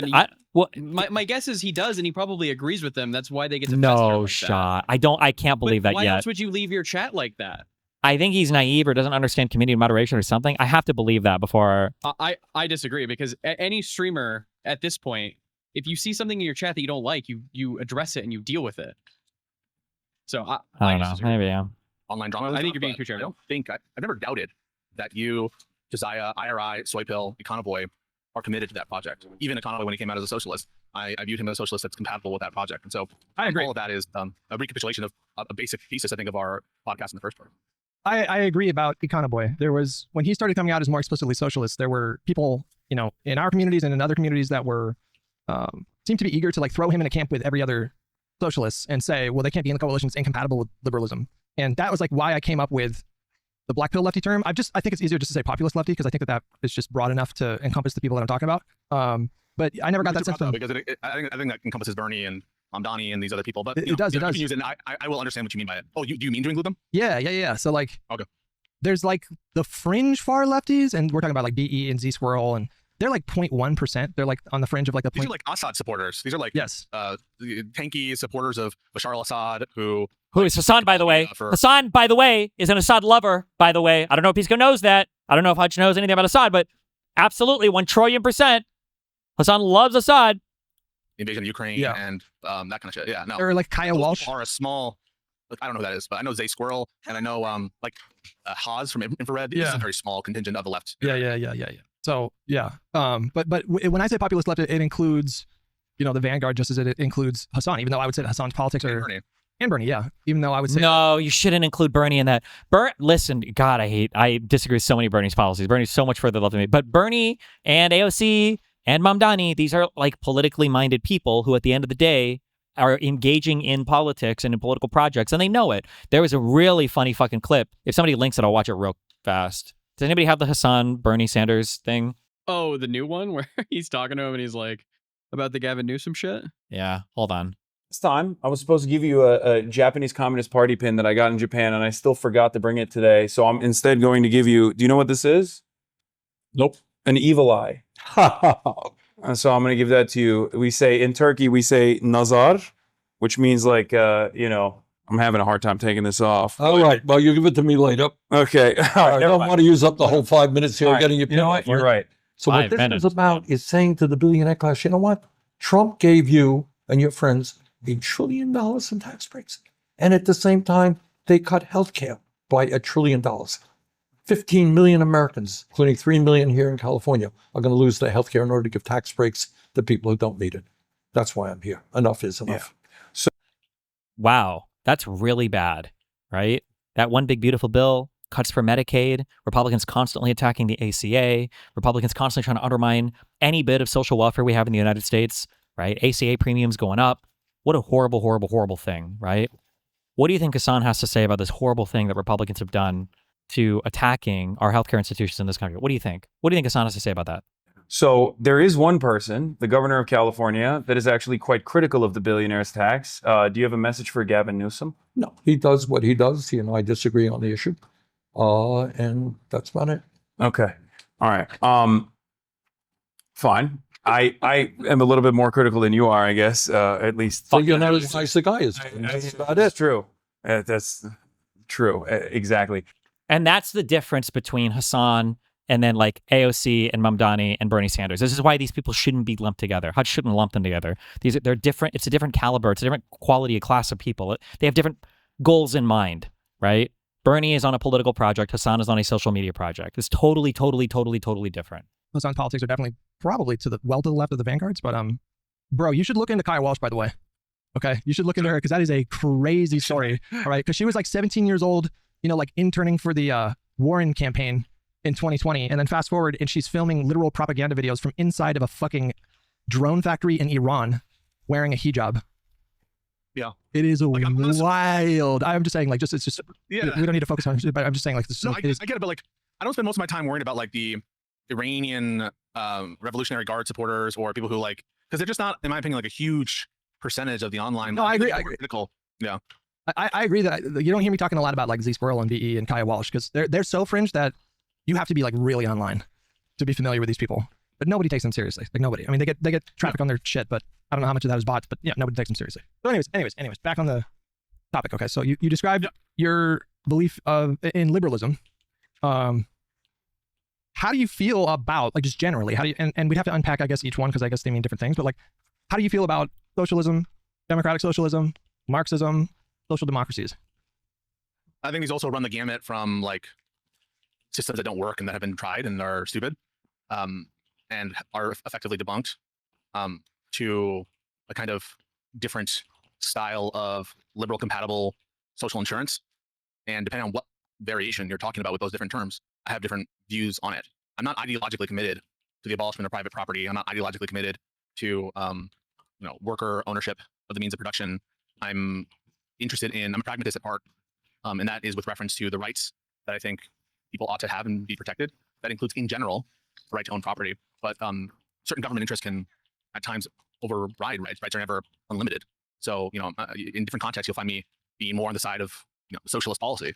For example, I could see myself supporting single-payer healthcare in this country and basically getting rid of the market for private health insurance, or at least significantly curtailing it. Mhm. I would view that as fundamentally compatible with liberal values. I don't, just as I don't have a ideological commitment to nationalization projects, I don't have an ideological commitment to rights at any cost all the time, no matter what. So again, I'm a pragmatist at heart, and depending on what version of the word socialist you want to talk about, I'm happy to comment more, specifically. Well, I think a really pointed way of getting at that question would be, I would just ask you, what do you think of when it comes to specific historical figures that followed Marx and pursued Marx's Why is Hutch going down this road? prescription? So if I throw some names at you, like Lenin, like Stalin, like Mao, like Che, like Castro. Bad. Yeah. Bad. Well, Dive into that. Yeah. So in general, bad. I mean, I don't support the Cuban regime. I think it's important, however, to keep it in context with like what they were overthrowing at the time in Cuba. Like, or Russia. I think you make a decent argument. Yeah, true. Or I Russia. think you make a decent argument in Cuba. Like the oppression they were suffering under Batista and this like mafia owning all this shit was unconscionable. Same thing with Tsarist Russia. So it's easy enough for me to say like bad. It's kind of uninteresting, but I will say in general, I have a negative attitude towards the political dispositions of these communist leaders, including Lenin, including Trotsky, including Stalin, to the extent that I know them. I'm not highly sympathetic to them, but however, everything in its context, right? If I were alive at the time of the Spanish Civil War, I would have supported America sending arms to certain militias, pro-Republican militias in Spain, as opposed to General Franco. So that would be necessarily Oh, that Dark Door guy is donating now too. Can we acknowledge bro got a script from Connor? Exact same questions and history he used. alliance with anarchists, with Stalinists, the POUM, which is this kind of like Trotskyist militia that existed, and famously sort of captured in Orwell's Homage to Catalonia. So I'm willing to break bread for. Oh, nice. We got the Vyvanse jokes. Why does Hutch constantly pull faces? What is his Vyvanse dose? 60 milligrams? Nice, base. For greater purpose. In general, I have a negative attitude towards most of the famous communist leaders in history. Yeah, I think that's something that I think is very challenging and tricky. If you believe in liberalism and you feel somewhat alarmed that there seems to be a recent sort of growth in explicitly Marxist ideology in the country, it gets tricky because, to your point, the systems that these people were doing revolution against were brutal and like horrifying. Like Tsarist Russia was fucking brutal. Like when you had millions of Russian soldiers that were forced to go to the fronts of World War I and they weren't taken care of. Many of them didn't even have fucking boots. They were being paid like pennies for their service. Meanwhile, their commanding officers were making like literally 200 times more than they were, and they had fucking access to prostitutes. And do you think there's a Marxist trend outside of online space in the US? I'm going to be honest, I'm vibing this out a little bit, but I feel like right now, the young like socialism in a more true form exists in the United States now more than it does in Europe. Because I truly feel like when I talk to Europeans even, that the European understanding of socialism now is like when the government does stuff. Or at least with younger people that I talk to. Maybe older people don't feel that way. Maybe Eastern Europeans might feel significantly different. But when I talk to like Western European people, it really does feel like they're like, oh yeah, like we like socialism. And they're like they're where the Americans were 20 years ago, where they're like socialism when the government does stuff. And then now young Americans are like, socialism is not when the government does stuff. When the government does stuff, that's just them trying to entrench the capital interest. And what we really need is to overthrow the ruling capital class. And I'm like, what the fuck? What happened? their lives were not all that bad. And then, you had Tsarist Russia. Why are you talking to young Euros? Isn't the age of consent in France like 14? Violently cracking down on peaceful protests. In 1905, there was this priest that, wanted to just Stop. ask for Don't reform. Shoot at me. That's me. Don't do it. Say nonviolent protests and Look, I'll go over here. You can loot the red lockers. I'm not even going to touch them. It's all you, buddy. Like these people, I think by the hundreds or thousands. And so, these things that they were rebelling against, it's like, yeah, of course, and Marx's critique of capitalism at the time, like most of those critiques have held up. But at the time, he was looking at Wait, hold on. I feel like the critiques haven't held up. No, there was a huge prediction I thought Marx made. It was wasn't it called the tendency of the rate of the profits to fall or something, right? That like capital would never be able to maintain its profit curves, and eventually, as competition came in or whatever, like the rate of profit would fall, and then eventually, I don't know what that means. You have to kill every fucking worker or some bullshit or do some crazy shit. But like that was, I thought that was one of like the core predictions that Marx made about capitalism, why capitalism would fall. Like he thought this would happen in his lifetime. And it didn't, obviously. But to say that like all the predictions came true, also like in terms of how to figure out like pricing for an economy or whatever, like nobody uses like the labor theory of value. Nobody uses this. It's not like used in any part of any economic model to make any kind of predictive price thing, right? Like it's just like it's more, I don't even call it like economic philosophy or something. There are emotional reactions instantly, which I do have a negative one for all these communist leaders. I'll let you in on something. I don't know if I tell everybody, but it's not wholly the reason why I was born in this country. But one of the reasons why I was born in this country is the existence of a Maoist insurrection in Peru by the Shining Path. And, that essentially civil war lasted many years. And so I'm no fan of Maoism. I'm no fan of these kinds of movements. Certainly I would instantly have a negative emotional reaction to Lenin. Ideologically I would as well. But we have to, I think, always keep things in their context. We worship the ground of our patron saints, George Washington, Thomas Jefferson, but implicit in what they were doing, the American project, was genocide of the Native Americans, was slavery. Jefferson banned the importation of slavery, but chattel slavery, a uniquely American evil. Yeah, so we can go through these kind of accounting for different systems and understand, I think, that everything must exist in its context. And so I would defend the memory of some of our founding fathers relative to their time. And I just sometimes I feel like the important historical context of these figures, they were trying something different. I don't know if you've ever seen the movie Reds, but it's about. But this is such a bad argument. Oh my God.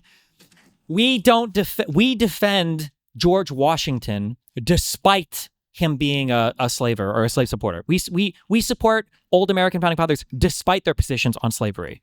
Leftists will support Stalin and Mao and all these things because of how ruthless they were against the capital class, because of how ruthless they were against political dissidents. It's not the same. American communist, Jack Reed, he wrote about 10 Days That Shook the World. And you have to remember, the Russian Empire was the embodiment of the just cruel, authoritarian, absolute monarchy. I mean, it puts to a lie the notion that the Allied powers in World War I were just about defending democracy, because if that were the case, why would you be allied with Russia? There was some other thing there. And so, maybe I would think differently. Maybe we could be more negative towards modern day communists in some sense than people who are trying to overthrow. Is that, I'm going to be honest, did you study World War I in school, Mooten? Briefly, we learned about kind of why it started, and then we moved a little bit into how bad trench warfare was. Oh yeah, okay, wait, what the fuck? Yeah, wait, I feel like we focus on the weirdest things in American school. Yeah, I feel like we had a week on trench warfare. It was so bad. The boots would get swampy, and then their feet would fall off, and there was a lot of disease, and there was a war of inches, and blah blah blah. Yeah, okay, weird. And it started over an assassination. That's it, yeah. Oh, Franz Ferdinand got killed, and that was the only. That was it. And it's and then That's what? 3 or 4 great empires deleted from the planet because of that. Geez, that's kind of crazy. And then we I don't immediately remember. go to World War II. Yeah, I don't remember it being taught, and I don't know if people had the opinion. Maybe they do though, and I just don't remember of World War I being a war for democracy. I feel like that was more World War II Never theme. heard that. But I can be wrong. That was always in post initial revolution in Russia. So I just mean I can give you these answers, but just keep in mind the historical context, I think, is vital here to understand the entailments of our views in the modern day.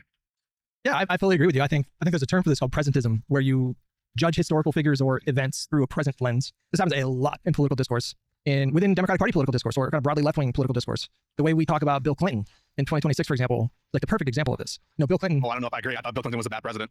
Well, I mean, in context. Well, I mean, putting that aside, I don't even know if I feel comfortable debating Bill Clinton. I don't even know what it is. On him, but the fact is that by the time he won in 1992, the country had been in a. Did you even learn about the Middle Eastern theater? We didn't learn anything about World War I feel like in American school, and for World War II, nothing happened in Africa, nothing happened in the Middle East. It was basically just it was Germany versus allies. Yeah, and Japan eventually. And you hear about nothing about Sino-Japanese, nothing about anything going on with the crazy shit with Japan and China. Nothing about any of that. Yeah, these countries all just kind of popped onto the world stage after World War II. We didn't really learn, at least I didn't in school, the context of any. But I didn't take any AP or honors history. That was a class that I was in the. Yeah, I don't want to say that. I don't know what you mean, but that was when I would go to history class, I would see a whole bunch of students. I was like, who the fuck are you guys? You're not in my math and physics and chemistry classes. I don't know who any of you motherfuckers are. Holy shit. Yeah, I didn't even know these guys go to my school. They're in my class. Yeah. Rightward kind of stasis that started in 68 with Nixon.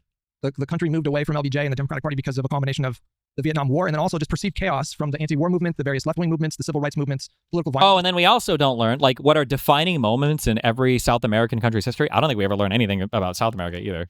We really don't and I went to Jesuits are considered, I think Catholics consider Jesuits kind of wokey people, a little bit too woke for the average Catholic's liking. It's a joke, yeah. And even though I was part of a Jesuit high school, I can see there's a valid argument for when people are we need to have more focus on Black Americans and we need to have more focus on what America did in South America and all these things.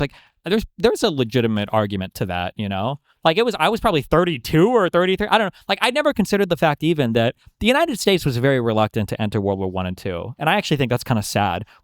It took a tax to bring us into, I think to bring us into both the wars formally. We were doing trade embargoes and shit or whatever prior to that. But it took huge shit for us to go in because America was very much obsessed with this idea of isolating ourselves from European problems and just building our own shit and doing our own stuff or whatever, which I think is kind of sad considering how much we represent ourselves to be the sole victors of World War I and II. And we did do a lot in World War II for sure. I don't know as much about how pivotal we were to World War I, but Yeah, I do. I think that's sad, and I think knowing that history would maybe change. I don't actually know if it would change everybody's perspective on anything, but Ramping up. It's sad that if the bombing of Pearl Harbor would happen today, that there would be like a billion fucking conspiracy theories about it. oh yeah, if anything, dude, if 9/11 happened today, woo, Yeah. I also feel like we didn't learn anything about the U.S. occupying the Philippines. We didn't learn anything about a lot of. I feel like our history with Puerto Rico is pretty bad as well. Although now I'm a Puerto Rico hater, so. But yeah, how we acquired like some of our territories, I think is not the best. But yeah, I don't know. It's I'm not saying we should shit on our country constantly. I don't think that's good. I don't like it that some people try to present America as like uniquely evil. The vibe I have is that America was a better country, especially given our empire and how much we could have engaged in insane amounts of exploitation. Although actually, I don't even know if I would necessarily give America credit for that. I feel like the whole world was moving in that direction during and after World War I even, because there was a reason why like Western Europe set up kind of like that mandate system for the Middle East. As much as people are mad about them cutting out countries and shit, like I think they basically recognize that trying to have these indefinite extraction colonies over these other countries is just not working. Like we'll run it for a little bit and then hand it over to the power there and hopefully they'll be friendly towards us, which I think was more respectable than, like Algeria and trying to like have your own government that's like purely extractionary to just exploit the fuck out of a country forever, Vietnam War, and then also just perceived chaos from the anti-war movement, the various left-wing movements, the civil rights movements. Political violence was ramping up. There were a ton of protests that were happening all over the country at the time, and a lot of people got really frightened by all of that. And so, Nixon came in and promised law and order, and then that kind of like held in terms of the presidency, through 1992, with the exception of Carter, who just, was most feel like he was a failure of a president. And so, when Clinton came in, you had this governor from Arkansas, this deep South, kind of pragmatic but progressive guy who could kind of like speak the language of the constituency that the Democratic Party had lost. And so, whatever your feelings are about his presidency, he was kind of like a necessary leader of the Democratic Party movement at the time. Like that was this Dark Dur guy is crazy in Pisco's chat. I wonder who he is. I feel like he's probably one of the main haters. You guys always have shit. Well, he's just like constantly poisoning the well in Pisco's chat. But all the guys in like Disco's Discord, they always have like 20,000 fucking AKAs. So I have no idea. Yeah. The kind of Democrat that needed to run in order to take on the monopoly that the Republican Party had on things like law and order and stances against illegal immigration. But in the same context of like when we were talking about Lenin or Mao or whatever, I think you shouldn't just dismiss these people as raving, lunatic, mass murdering psychopaths. You should consider the context of the Russian Revolution or the Chinese Civil War with the nationalists, and that's all well and good. But I guess this kind of dovetails quite nicely into the next question I have for you, which is, what do you think that Hasan's politics are? And I want you to go into like as much detail as you possibly can. As I understand it, I think he's an avowed Marxist. I think that would entail that he is a communist, even if he doesn't necessarily label himself as such. I think that he has embraced Marxist-Leninism based on the statement I recall him saying, acknowledging that he is as such. And recently I think he said Lenin is base or whatever. And so I view him as somebody who is committed to workers owning the means of production, at least on the face of it. We can question how sincere it is. And the creation of a classless, stateless, moneyless society or whatever. I don't like that. I don't think anybody, to be honest, uses the term communist ever. I don't know who even... Maybe in Europe or whatever. I don't think anybody really uses communist. It's kind of like a nonsense term. Also, this idea of like stateless, moneyless society, like I don't know who even, like, I don't even know like the most hardcore Marxist people that like agree with this thing. Although to be fair, I don't even know if the hardcore Marxist people agree with the workers owning shit. I feel like their main obsession is usually the vanguard. It's usually like the revolutionary party that's going to overthrow the capital class. And then they kind of use the worker right now. I'm giving a mean interpretation of that, of course, but yeah, the moneyless, stateless society thing, like the wiki definition of communism, I don't think anybody, even on the far left, ever seriously talks about this. Let's go to the courtyard entrance. Yeah, if you can give more, yeah. That's the. How do you think he views liberalism? They use liberal as a slur.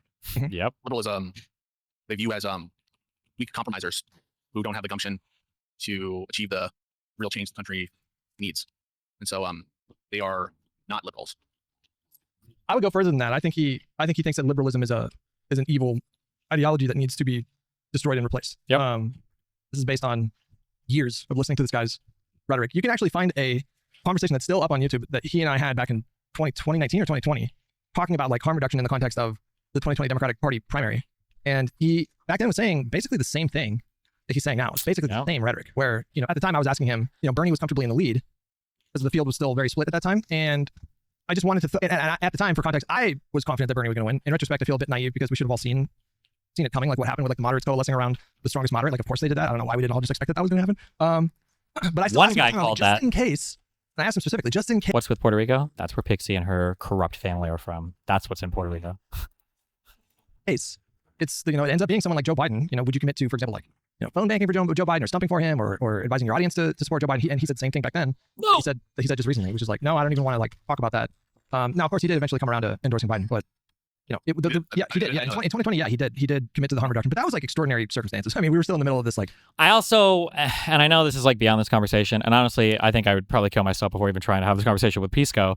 But like, there's a difference between like half-heartedly, dejectedly, like sighingly, finally, after everything, endorsing Biden, when you've been telling everybody for years that he's like a genocidal apologist, that he's no different than the other party. Like when you're engaged in this rhetoric over and over and over again, and then you like very half-heartedly at the end, it's like, yeah, guys, you should vote for Biden. It doesn't even matter though if you're in California. It's like that's not real. Come on, that's so stupid. Pandemic, and we had all these riots going on, and Trump was just so in your face, like chaotic at the time, that I think it was just really untenable to like not endorse, right? But a little bit different now, a little bit more stable now, I guess you could say. But I do, after years of listening to this guy and watching his content, I think it is obvious that we do not have. Also, there's just a quick thing. I'm sorry. Hutch said, or Pisco said something I really don't like. Pisco was like, oh yeah, like I think that Hasan is a Marxist now or whatever, because I heard him on a stream say he's a Marxist. You never, ever, ever, ever, ever identify somebody's political beliefs, especially radical ones, by waiting for them to self-identify.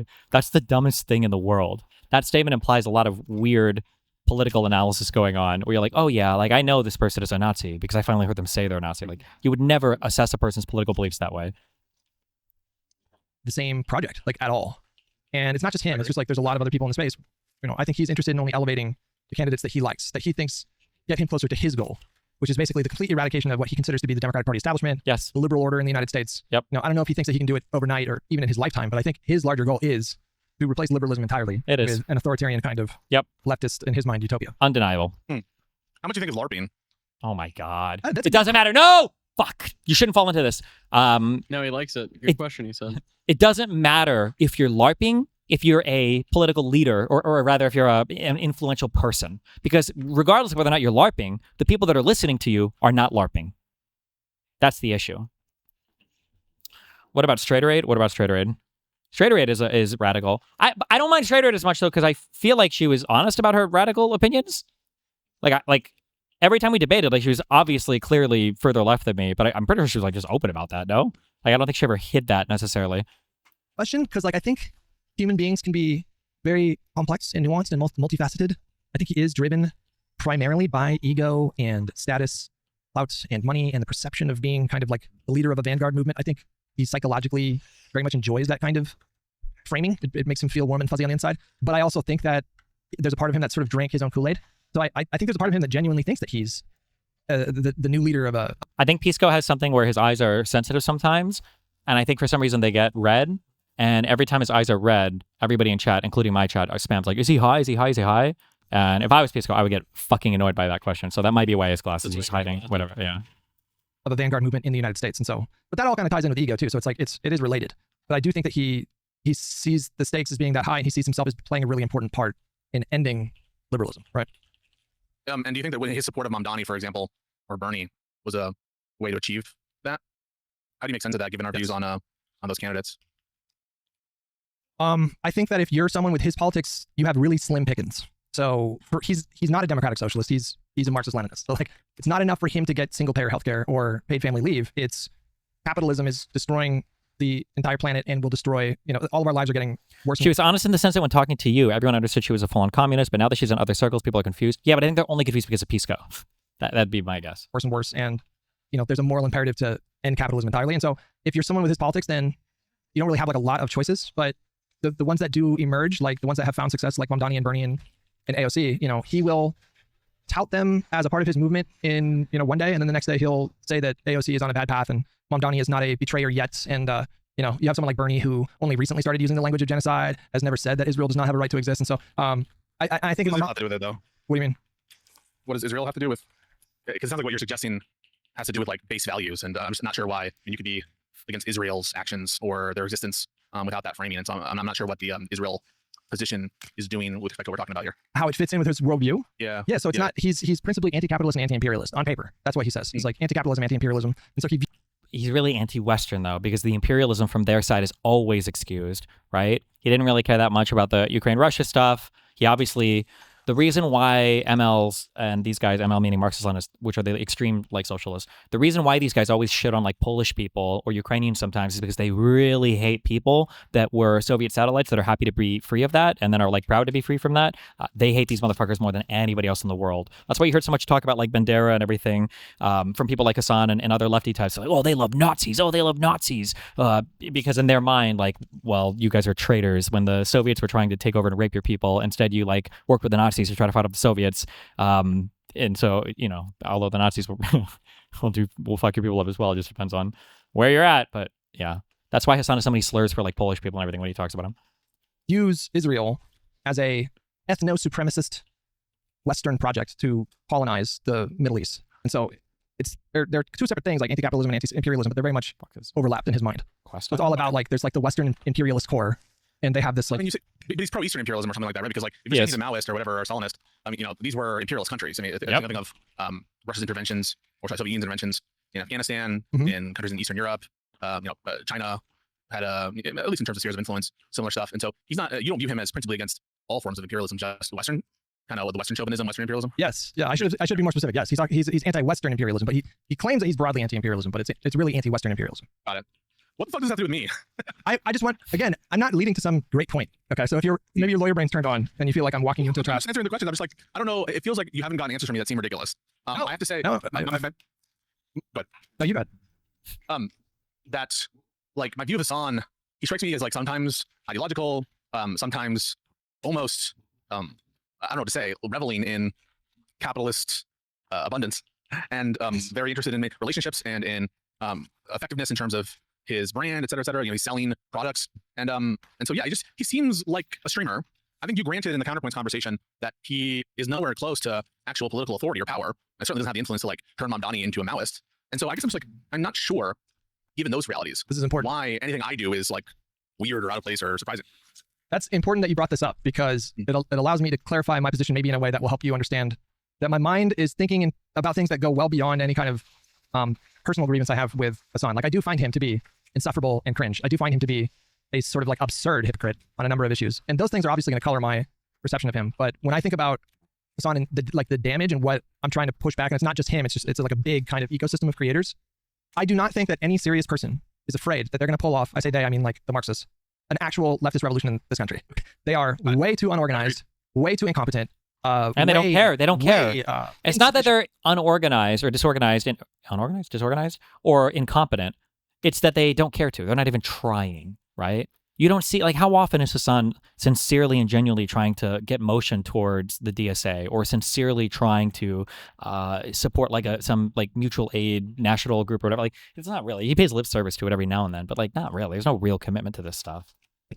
Discipline for nobody. Like the Fox News machines, they'll spin up their wheels and 24/7, inundate our boomer parents' brains with propaganda that the leftists are on the verge of like a fucking revolution in this country. But they know that that's not true, because they know these people are just kind of unserious. And this is also why like people like Hasan are never seriously targeted by people on the right, is because he's not a threat. When I say controlled opposition, I'm being hyperbolic. It's not really controlled opposition. But I do think he gets preferential treatment sometimes from people on the right, because they know that people like Hasan only serve to benefit their political movement, because they only serve to shit stir in the political movement of the left, because they're never going to actually be politically viable anywhere, and they know that. And that's why Hasan's not like deplatformed, or people don't push for his demonetization. Like, I could be wrong, but when Fox was covering the shot caller stuff, it was generally just covered from like a humor perspective, right?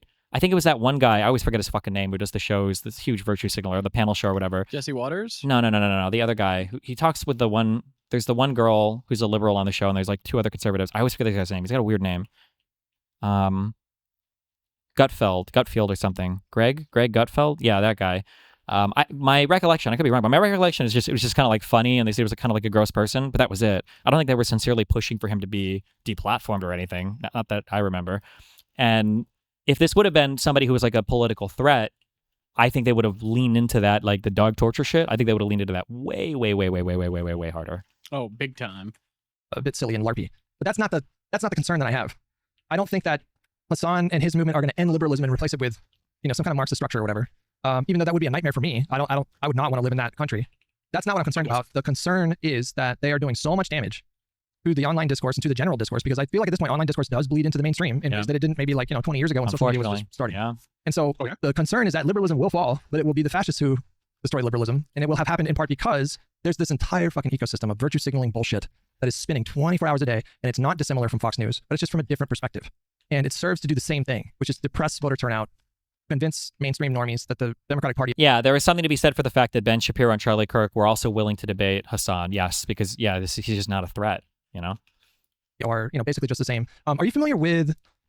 Also, because even if they lose points to Hasan, like, who the fuck cares? They're losing points to somebody who's arguing for a politically unviable thing, right? As opposed to me pushing them on, like, MAGA or Trump, or pushing them on, like, actual policy, like law that's been passed. Like, if you lose on those points, well, these are things that are, like, politically relevant to the political success of your movement, right? If you lose some point about some esoteric thing about communism or socialism or something, who the fuck cares, In fact, if anything, you could even argue that it just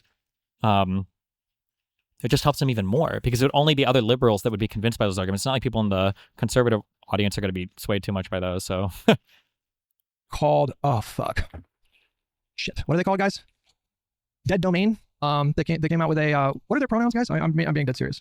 Creator came out with like a video the other day and popped up on my radar, and then all of a sudden they them they popped up on my feed, and then the Twitter algorithm started pushing their tweets to me.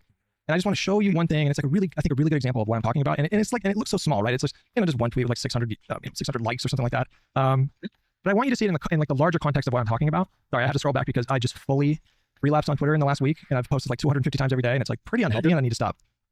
It's a terrible Destiny hit piece. I actually appreciate that DeadDomain hit piece, because I think it was so bad. They included so much shit. I think that like all my responses were basically included in the clips they had. I appreciated that. That was a funny fucking... That was a funny video. You should have given him an interview then. True. Can you describe it if you can't find it? Yeah. I can find it if you just give me just a Okay. Yeah. Take your time. Yeah. So much. Bro, I have to scroll so much. It's bad. I need to just take the phone, app off my phone for like a week, I think. Can't let these reply people get to you, man. They're getting too many likes on Twitter. I gotta fucking do something about it. Okay, here. All right. Perfect. This is the exact. I just want to hold on. Wait. First, I want to put it on my screen, and then I'm gonna link you the. Okay. Hold on. Okay. Let me send it to you here. There you go. Boom. Okay. Let me read it. You want me to show this to the chat? You can if you want to. I'm just maybe it would help your chat understand the point that I'm. Okay. Because I'm teeing up something here. Okay, folks. So this is the tweet. The tweet says, "Crazy. Almost like that's what happens when conservatives spend hundreds of millions to attack a minority, and there's no equivalent motion from Democrats. This shouldn't be surprising. Democrats lose the messaging war constantly, even when it should be an easy win." This is a reply to Loxa Jane's tweet about, "In almost everything we pull public is aligned with the conservative view on trans issues. Right. Gender surgery for minors, HRT for minors, bathroom bill, K through 12 sports, and gender identity in elementary school." So what is your just immediate reaction to DeadDomain's post? What's your internal kind of reaction to it? I think that I don't have evidence that it's Democrats' lack of fight that caused the shift in opinion, but that's my intuition for other issues. For example, immigration. My intuition is that Democrats are far too willing to just wait for polls and stuff and not. Oh wait, never mind. Okay. Counter message. It's intuition. But yeah, I don't really have strong thoughts on the trans version of it. Yeah, I have very strong thoughts. The DeadDomain's post. Okay. Very, very strong thoughts. And I think this is a really good example of. I'm making the point that this all. I talk about Hasan a lot, but it goes so much further than Hasan. It's like the negative influence that he is having, or the destruction that I think he's causing to the discourse, bleeds out into this kind of lower tier. And I don't mean lower quality. I mean like audience size.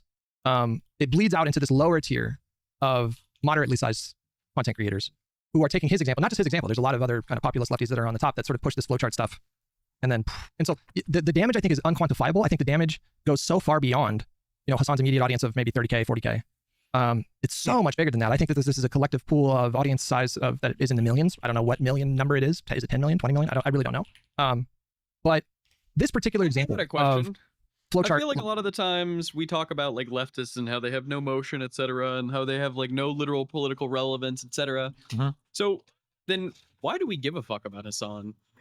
So when I say, I try to be very careful about this. other people mince words a little bit too much. Not intentionally, but there's not being careful. When I say they have no political relevance, what I mean is they're not practicing politics. What I mean is they're not trying to get anybody elected or do anything legislatively. They don't have a policy agenda, and they're not trying to win elections. But, and the worst part about it is, but they do hold some of the public discourse hostage. That's the annoying thing. So I see. Yeah. So when you say, why do we care about them? I agree with that. That's why I'm telling people, why I've been telling people, and hopefully, like, I think some other people are starting to realize, and maybe it's happening, why we need to eject all these people from the movement, because we shouldn't allow our discourse to be held hostage. Because again, like you said and asked, like, why do these people matter? They don't Well, vote. they're not in any of any body of Congress, like literally. Yeah, they're not that, and they're not closest gonna. person is AOC, who they disavow. Yeah, and you're not gonna find any common ground with them in terms of getting them to vote for a candidate that's actually electable. Like, they're only gonna choose the most purity tested people possible who would never win, and the only people that they ever want to run are primarying other Democrats. They want to fight from within. Like, that's it. So it's I don't know how they're. If anything, they're our fucking enemies, and Yes. people need to fucking wake up and realize. Yeah. That. And tell them to go form their own political party. That's what they should do. Go make your own party, or go try to win or do something there. Yeah. But the issue too is not only do they hijack our conversation, so now we have to talk about retarded shit. They're also good targets for people on the right to make us look crazy, and we don't get to talk about stuff we'd rather talk about and try to hold Republicans accountable because we're too busy warding off fights from the left. And we're having to fucking clean up our image because of the retarded shit that they've fucking done. Yeah, kind of. Yeah. What they're fighting about. Yeah. Logic. I mean, you would agree that they were employing flowchart logic with that post, right? No. Okay, so just to recap, they were retweeting Laksha's polling showing that the public had turned on trans issues, and then their quote post was, "This is what happens when you basically don't effectively counter message." Yeah, it doesn't seem like inherently flowcharty. To me, when I look at her quote post, that is them saying that the Democrats' failure led to the downward numbers on the trans issues. Even though it was the Republicans spending billions of dollars on pushing anti-trans hysteria for the last 6 or 7 years, they seem to have really, that's when Libs of TikTok, I think, really kind of picked up, and they had lost the fight about gay marriage, and so I think they moved on to trans stuff, and that's just easier to attack, I think, because most people I think don't really regularly interact with trans people, and so they see the visuals of trans people in public, just being trans in public, and it fucking, their brains go, what is this? It's weird. And there's a lot of people in the country that live in an area where they don't really leave a 20-mile radius for most of their lives, and so they literally just never see that kind of stuff.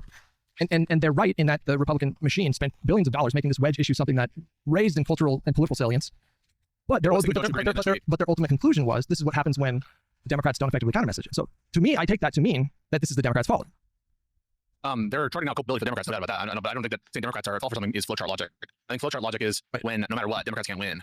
Where it's right, just because you say the Democrats bear culpability for something doesn't mean that you're using flowchart logic. I mean, I blame Democrats for shit, and that doesn't mean I'm flowchart logic. If the broader set, these kinds of people do this kind of thing, and they are the kind of person who, even if they were positive changes and Gavin Newsom's policy or whatever, they wouldn't ever grant it. That would just need to see that. But this by itself, I don't think it's flowchart logic. Question about trans stuff, I guess. That's kind of the discourse that's been happening. Do you think that Dems should kind of move away from this position because it's so politically I don't want to say untenable, but it's not the polling that I've seen, it seems like everybody doesn't like it. They don't like the idea of. I think the issue is Dems don't have a strong, consistent position that they can defend. I think they need to get a strong, consistent position, and then I think they can defend that one. That position shouldn't include fucking trans sports or whatever, but it probably should include even children being able to have conversations with their parents and doctors about trans-related stuff. Yeah. Especially because I think I feel like you can wrap that up very cleanly with the pro-choice argument as well. That there are certain conversations that should be between you and your doctor, and it's a healthcare issue. I feel like you can integrate that really well. But the issue is, for whatever reason, Democrats are very scared to ever fight the left flank. I don't know why, but they're terrified of ever doing that. And then the left flank will start to endlessly purity test and hold us hostage. Remember, these are people that aren't politically effective and don't put up their own candidates or anything. And then we end up having to defend all the crazy weirdo shit that they say. Yeah. So the quote unquote crazy weirdo stuff that they're saying would be well, you should just be able to buy HRT stuff online, and anybody should be able to take it at any time. Yeah, that's probably not, but mainly the athlete stuff, it was goofy. Any defense of and there was a lot of that, or at least in the online spaces there were, because I remember I debated a lot of that where people were oh no, a trans woman and cis woman are the exact same thing biologically after the cis woman is on, or after the trans woman is on hormones for 2 years, or stuff like this. These are goofy arguments that was this an argument that was actually being made at the political level of people in Senate, etc., or was this just shit that people were talking about online and then kind of became a populist I think conversation. I think it was filtering up into high enough spaces that it was a little bit absurd with like school administrators and stuff that were going before Congress. Got I'm it. trying to remember who got asked that question and who made this point. I think this was in front of a congressional thing, but somebody made the point that like, oh God, this is the worst thing ever. Like abortion wasn't a woman's issue. It was like a birthing person's issue or something. Like these don't ever need to be, this is such a loser argument. Yeah. But you can have a stronger, but if your position is more defined, right? Like I think that if you think that trans people are a real thing, if that's a real phenomenon, and if you think that the only treatment for that stuff seems to be some sort of medical transition, which as far as I'm aware of seems to be the case, if you believe these things, then you should ardently defend that position, even for children, as mad as I might make some people. Like if it's a real thing for adults, it's definitely a real thing for children. But yeah, the Democrats just not taking a strong position on that and constantly having to capitulate to the far left on those issues, I think hurt a lot. Is this an issue from Democrat leadership, not like, I don't like using like, I guess the term like whipping like the committee kind of into shape of like, hey, here's how we should like talk about this issue. It's more the media on the left just does not synchronize and synergize as hard as the conservative media does. Conservative media is ultra synchronized constantly. The next day they have fucking talk. Everybody has the talking point. Yeah. So that flowchart logic is at its core about always reaching the conclusion that Democrats can't win. Right, no matter what, that never giving credit on a specific course of it. Like when there's areas in which birthing person is stupid but accurate. Birthing person is not accurate. And it's hard to, I'm not going to run through this whole thing in like 2 seconds, but like abortion is uniquely a woman's issue because abortion is a thing that could only ever be a woman's issue. And not even because women are the ones that give birth, because if men could give birth, you could buy abortion infanticide pills at every single 7-Eleven and every single gas station on the block. There is no possible world where a man would allow a society to exist that would subject him to having their body used as an incubator for a 2-week fetus that they don't want. That would just never, ever, ever be the case. So the fight for, women's rights to have an abortion, to be free of children that they don't want, of forced impregnation or whatever, these are uniquely women's issues that affect women in a unique way, and only women would have ever been affected by it in that way. Even if men could give birth, it would be so much different. That's why trying to take that away and to call it just a birthing person's issue is like, it's a very, very, very silly, stupid reframing of that thing. It's such a bad way to reframe that. The policy has been, totally reversed, or when you've seen them criticize, even when Democrats didn't do the thing, when you put together like a set of beliefs that show a person. Can we just talk about sex versus gender? And like only the female sex can give birth. It's so annoying to hear these two. I think the gender sex distinction is it's too academic for normal conversation. It's probably not even worth making, and Republicans have gotten so good at hijacking that retarded fucking argument. And well, female is like a medicalized term, right? No. These are all these are all categorical. No, it's all just like people use female and male and woman and man. I've heard some people argue differently, but I've read papers where I've seen different words used. The idea that like, oh no, in science they always refer to the female sex and the interviews man or I don't. That's not true. No, there's that hardcore distinction doesn't exist now. Tendency to always blame Dems, even in the situation in which they do the thing, sort of the same that you set out. So an example of this might be like, didn't Mike from PA do that whole like Tim Walz? If it's Tim Walz as a VP, I'll vote for Kamala situation, where you're constantly moving the goalpost, where even when they like reach, okay, we'll call it genocide, but now you need to be in favor of military action. And there's like that kind of shit where no matter what, it's never good enough, and no matter what, we're gonna blame the Dems. That's what I understand flowchart to be. It's a collection of different, but just by one opinion that blames Democrats, I think by definition it can't be flowchart unless it's in a broader context, or this person has a track record of it. Okay, so I just think you're wrong about this, because I don't think the flowchart is at its core about, quote, the Democrats not being able to win. I think the flowchart is at its core about the Democrats are to blame for everything. The second to last rung of the flowchart before you get to fuck the Democrats, which is always the conclusion. The second to last rung is, did the Democrats do it or did the Democrats fail to stop it from happening? And so the whole premise of that flowchart is you can blame the Democrats for literally everything. And so I don't understand how you could not surmise that or infer that from their post in this particular context. Hutch, this is not a good argument for Hutch. You need way more examples of this. Because there are positions that Hutch might even make that same argument on, that Pisco has already said he'd make that. I would probably make the argument on that Democrats maybe fuck their messaging on this, and it's we kind of just made that argument for the trans stuff. I don't know why Hutch is he needs way more tweets to lay out this argument, I think. And I would agree with him for this person, but he hasn't established that yet. He hasn't made the argument for that yet with just a single tweet. Did it just not have like a good news organization? And I use good as in like, I'm about to say Fox News good here, so that's not what I mean. But like Fox News, it's very much all fucking right. It's very like these are the talking points, etc. A lot of the times, right wingers try to say like, "Oh, that's CNN," but I feel like Projection. Dems still try. Here's to the do, issue. Like, You hear the Dems say, right? Or Mhm. you hear Republicans say, hold on. If somebody were to say this statement, okay? Mhm. Imagine this, okay? Somebody were to come out and say this statement, oh, this political leader is really, really bad at messaging, and that's why nobody's getting on board with what he's doing. Who would you imagine would make that statement? A person on the left or a person on the lefty. right? Why? Yeah.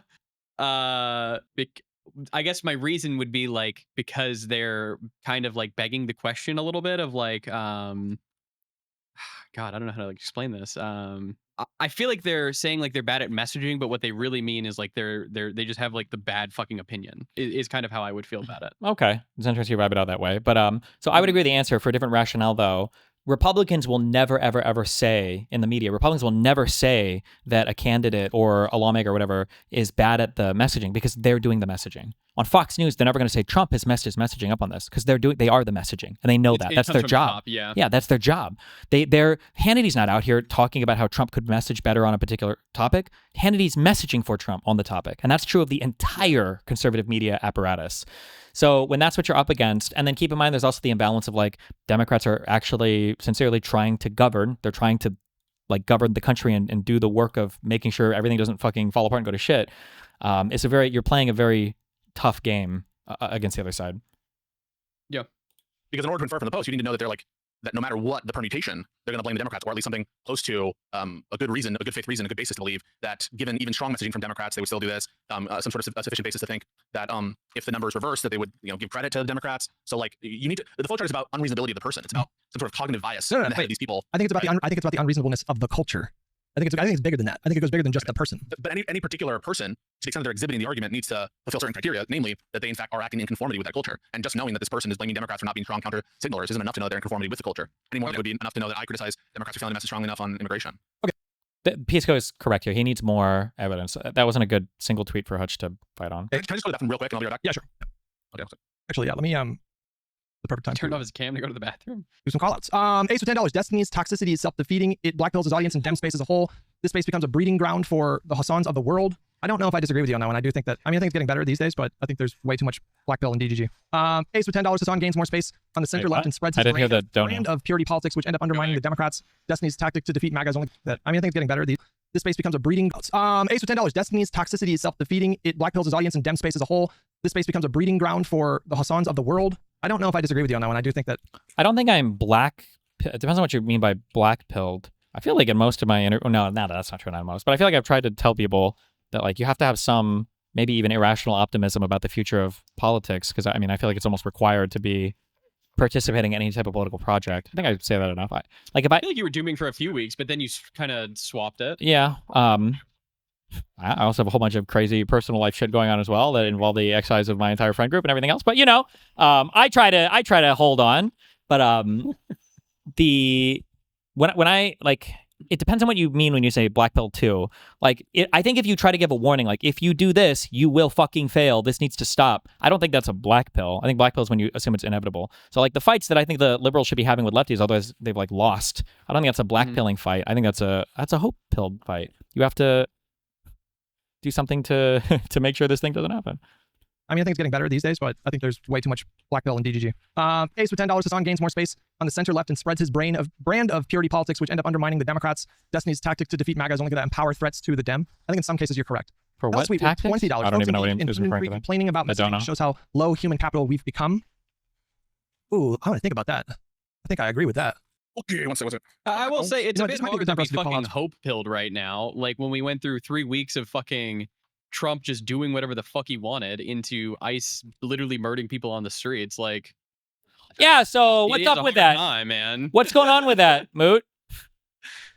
Did the federal government just murder 2 U.S. citizens? Are we going to hear anything about that, or did we? And now there's any charges? Like, hey, we're not giving our investigation over to like the state. Like, yeah, it is kind of a hard time to be fucking hope-pilled, so excuse us in DGG for having a bit of a difficulty. For our chat, super chats and whatnot. Yeah, yeah. I'm gonna mute my mic and do super chat callouts and stuff. And you can do the same, and we can resume in like 3 to 5 minutes. Vidania with $5. I can agree with this. Piker is not at his maximalist threat, right? But that's the best time to deal with a problem before it's at its apex. Ooh, that's another good point. Yes. Danya, they view Democrats, liberals as Republican light, and they consider Republicans fascists. True. What does that make Dems in their eyes? Fascist light. Yes. True. Yes. They're very explicit about that. Yep. Basilcopter with 11 months, the Democrats would have been the exact same as the Republicans. It would have been 1-1. So I'm going to vote for them anyways. Hasan. Wait, when did he say he was going to vote for him? Brilsey with 65 months. Danya with $5, but it is the same effect as a lie. They aren't bothering to fact check. Then they are choosing to baselessly accuse course like a lie. Yeah. So like, even though I don't know if you can call it like every single time a lie, the action itself of being so careless. I mean, I think Hasan is lying, to be clear. Yeah. He accuses people of being forced paid. That is, he's lying. He's just It's making. also annoying, and I don't know if it's the politics brain or the empathy brain, but like people understand these concepts intuitively. Look at how ass paint. You could argue that Pisco's entire hatred and obsession over that, well, I say obsession, but when he was covering that H3H3 lawsuit, all literally stemmed from that one Ethan tweet where he called him a fake lawyer or whatever. Pisco got incensed at that shit. And he immediately, in that case, like, could you imagine saying to Pisco, like, well, maybe he really genuinely just thought you were a fake lawyer. Maybe he just didn't know, you know? Like, I don't think Pisco would have accepted that answer. He knows it's a very decent chance that it's not true. Alexis with $5. My issue is the disproportionate influence on young people that are easily blackpilled on voting. I agree. Yes, I agree. And I think the danger there is you have young people that start believing this populist lie, this like nonsense, and then it kind of calcifies. And the longer somebody I think stays in a belief system or stays committed to a belief system, the harder it is to pull them out of that. So I agree. Yes, I agree that it's a really big concern that specifically young people are being whipped into this, nothing matters, everything's the same, nihilist kind of thinking. Which, oddly enough, coincidentally enough, massively benefits Hasan specifically. True. Like, he benefits from this nihilism on the order of millions of dollars a year. Like, he is very much profiting from this kind of belief system. What was that one tweet? I think it was like 2 years old or whatever by that one guy who said that anybody whose entire media presence or whatever, whose entire podcast or show requires you to perpetually hate the Democrats, you should always be questioning their motivations. It's a very good point. That you seem I give it to you. that you seem eager to give to Hasan, who you say is largely bad faith. I would like, at minimum, the same amount of charitability. Is that unreasonable? I give you, no, it's not unreasonable, and I feel that I give it to you. I want to address some of the things you said. So on the personal thing, I said that before the hypothetical on Epstein specifically, and it's a true statement, Hutch. It is personal between you two. You granted that in the course of this conversation. Me observing that is, I don't think, bad faith at all. It's an accurate description on the specific hypothetical.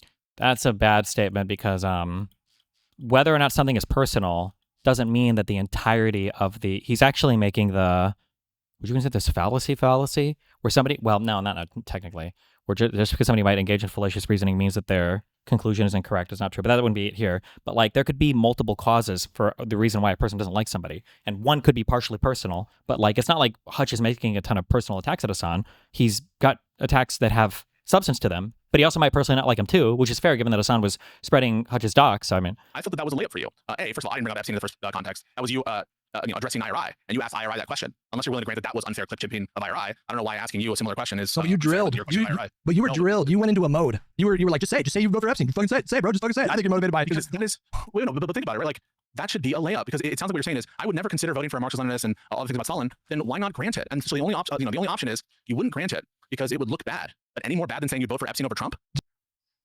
Come on. Would that be worse? That's another thing that you know about me. Is You that said it. Another thing that you know about me, Pisco, is that I will bite crazy, insane bullets that don't give a fuck. The point of my hesitancy, like, that was the bigger point. Like, the fact that I would have to pause and be like, well, is Epstein committed to ending liberal democracy? That is totally consistent with my principles. Sorry, it's not. What? It's not, because I'll tell you what's not. Hold Because on. you didn't consider that when you first said Epstein over Trump. You didn't think, hey, what about Epstein's commitment to liberal democracy? You didn't have to think. I mean, I think that was the point. I don't think we've seen any evidence that like Epstein is like a illiberal, commie fascist or whatever, right? Is my understanding. I mean, I'm sure that factored in a bit, but also you're probably having a default assumption that a person probably broadly supports liberalism if they're in the United States as well. Like, you probably assume that by default. I think that's a fair assumption to make. About that. And so you'd have to explain why you would have to think about it with Hasan, but you wouldn't have to think about it with Trump.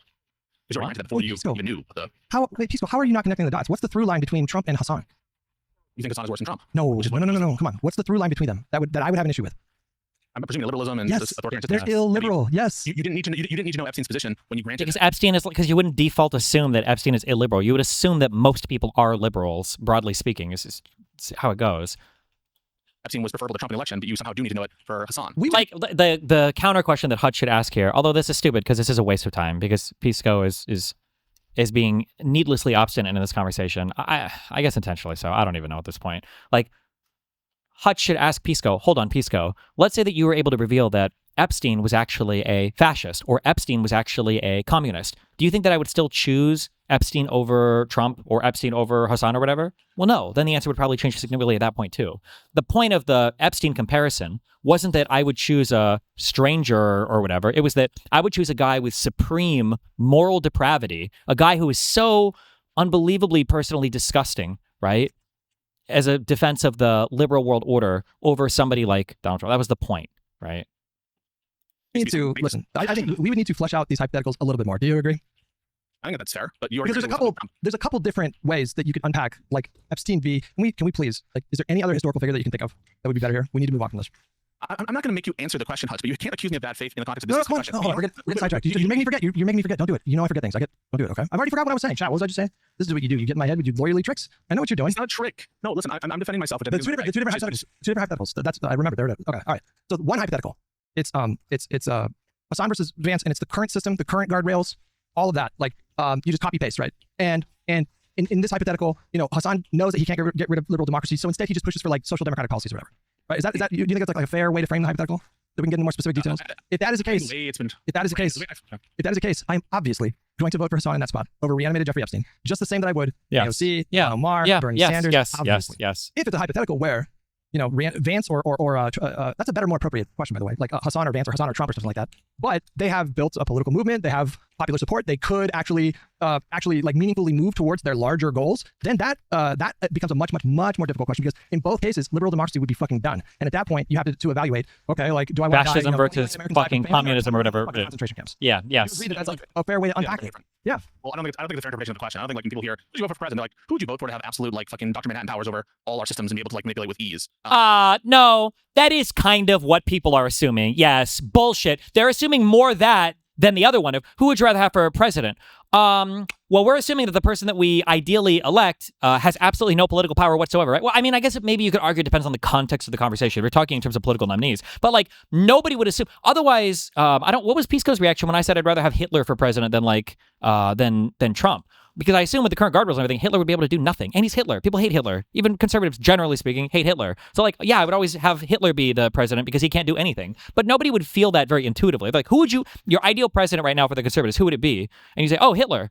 Like, who's supporting, or I'm sorry, when you say Hitler, who's thinking like, oh, really good answer because I know you're choosing Hitler because you know he's not going to be able to get anything done.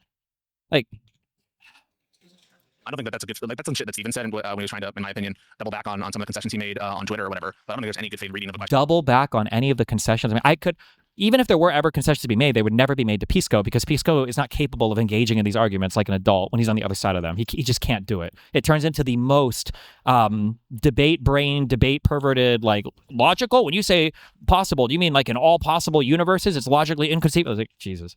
Like, who's your president? Like, I'm voting for God Emperor who has complete control of all the people, and I control the police out to every person. We would have to flesh out the hypothetical in that way, right? If you want to flesh it out, I'm not saying you'd be inconsistent having two different answers. But what I'm calling out though is you didn't need kind of introspection of the hypothetical for Trump. For Trump, it was easy. Yeah, I'd bite that bullet on Epstein. Yeah, I would. But there's a different treatment that you were doing with Epstein versus Hasan, and that I think is telling because somebody needs to explain that. And what explains it? That's my question. Didn't I say? Hang on, wasn't I consistent? Because I swear to God, that question came up. Hasan versus Trump.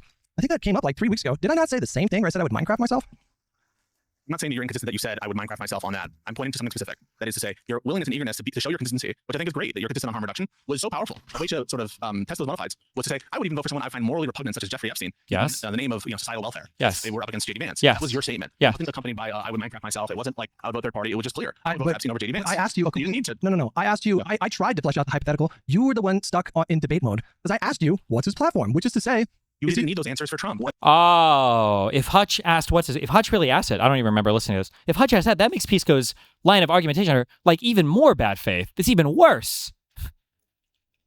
You didn't need those. Because at that point, wait, no, again, stop doing this, bro. I am consistent. I literally said I would Minecraft myself between Hasan and well, that's not the inconsistency. The inconsistency isn't that you would Minecraft. The inconsistency is the amount of detail and the nature of the hypothetical that you require for Vance versus for Hasan. That's the inconsistency. Why do you need more information about the nature of the hypothetical? Why does it matter?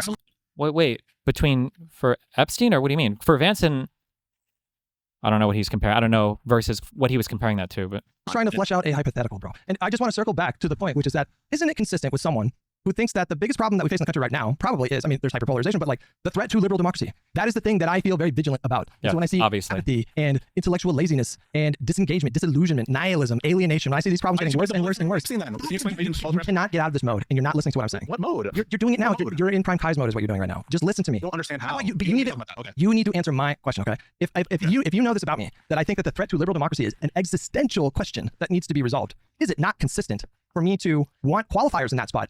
I don't know, is Epstein going to get rid of liberal democracy? Is Hasan going to get rid of liberal democracy? How is that inconsistent? It's inconsistent with your prior approach to the J.D. Vance iteration of that question, because when it came to that, you didn't need to inquire as to Epstein's internal political views. You were willing to grant that Epstein would be preferable without that inquiry. That's the inconsistency. Pisco. And presumably, I want you to just, I really want you to just like engage in this question without deflecting. Oh my God, is he going to ask it? Is he going to ask it? Pisco, do you think that I thought that Epstein is going to be a communist or a fascist?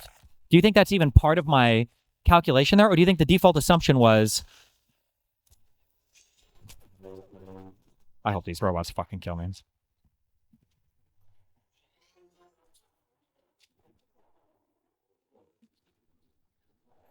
I hate this fucking web.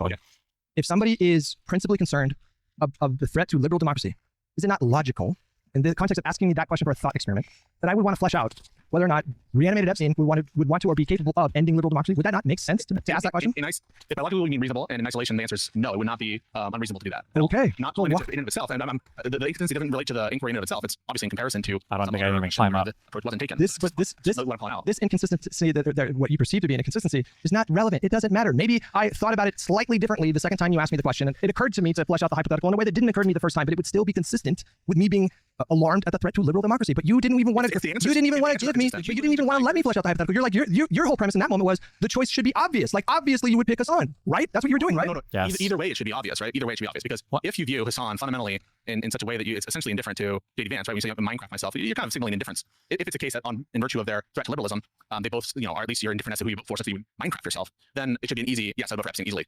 That should be the answer. You didn't give that answer. That is alarming, right? On the other view, which is like, Pisco, hang on, Pisco. What is the difference in terms of potential calculation between forming the hypotheticals Hasan versus like Vance or Trump, or Hasan versus Epstein? Like, what do you think the issue is there for me? Getting clipped, perhaps? No, I'm saying why would I ask the question about issue calculation between forming the hypotheticals Hasan versus like Vance or Trump, or Hasan versus Epstein? Like, what do you think the issue is there for me? Getting clipped, perhaps? No, I'm saying why would I ask the question about Epstein and not Vance and Trump? Why would you ask the question about? Why would I ask like what is politics? What's his policies?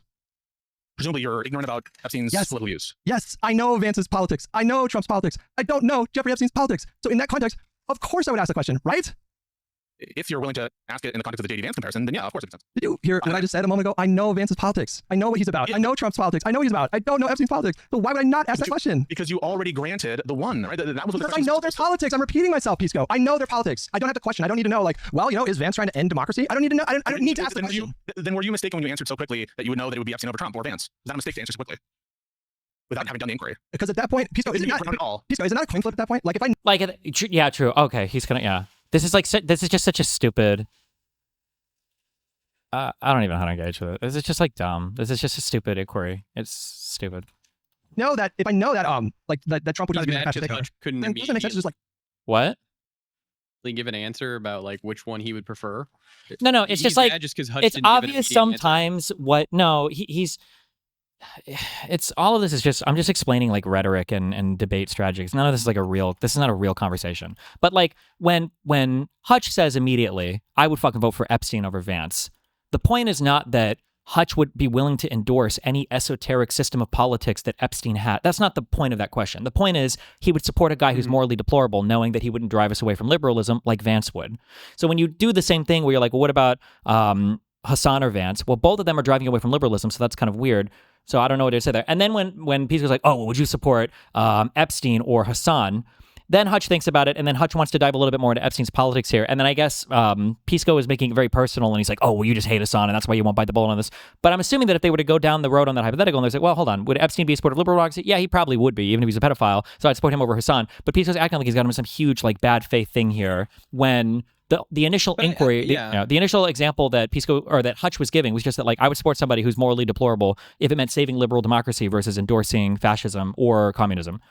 but Pisco's acting like he's making some grand Yeah, point here. I mean, When, like they're when the true point, if they were really having a collaborative conversation and it wasn't Pisco constantly just trying to clip farm Hutch, is Pisco would say, oh, well, we probably should have done that inquiry about Epstein's beliefs in the beginning. And then if it was the case that Epstein would have broad support for the liberal world order, then you would answer you would support Epstein over Vance and Epstein over Trump and Epstein over Hasan easily. And I'm sure Hutch would say yes to all of that. Yeah.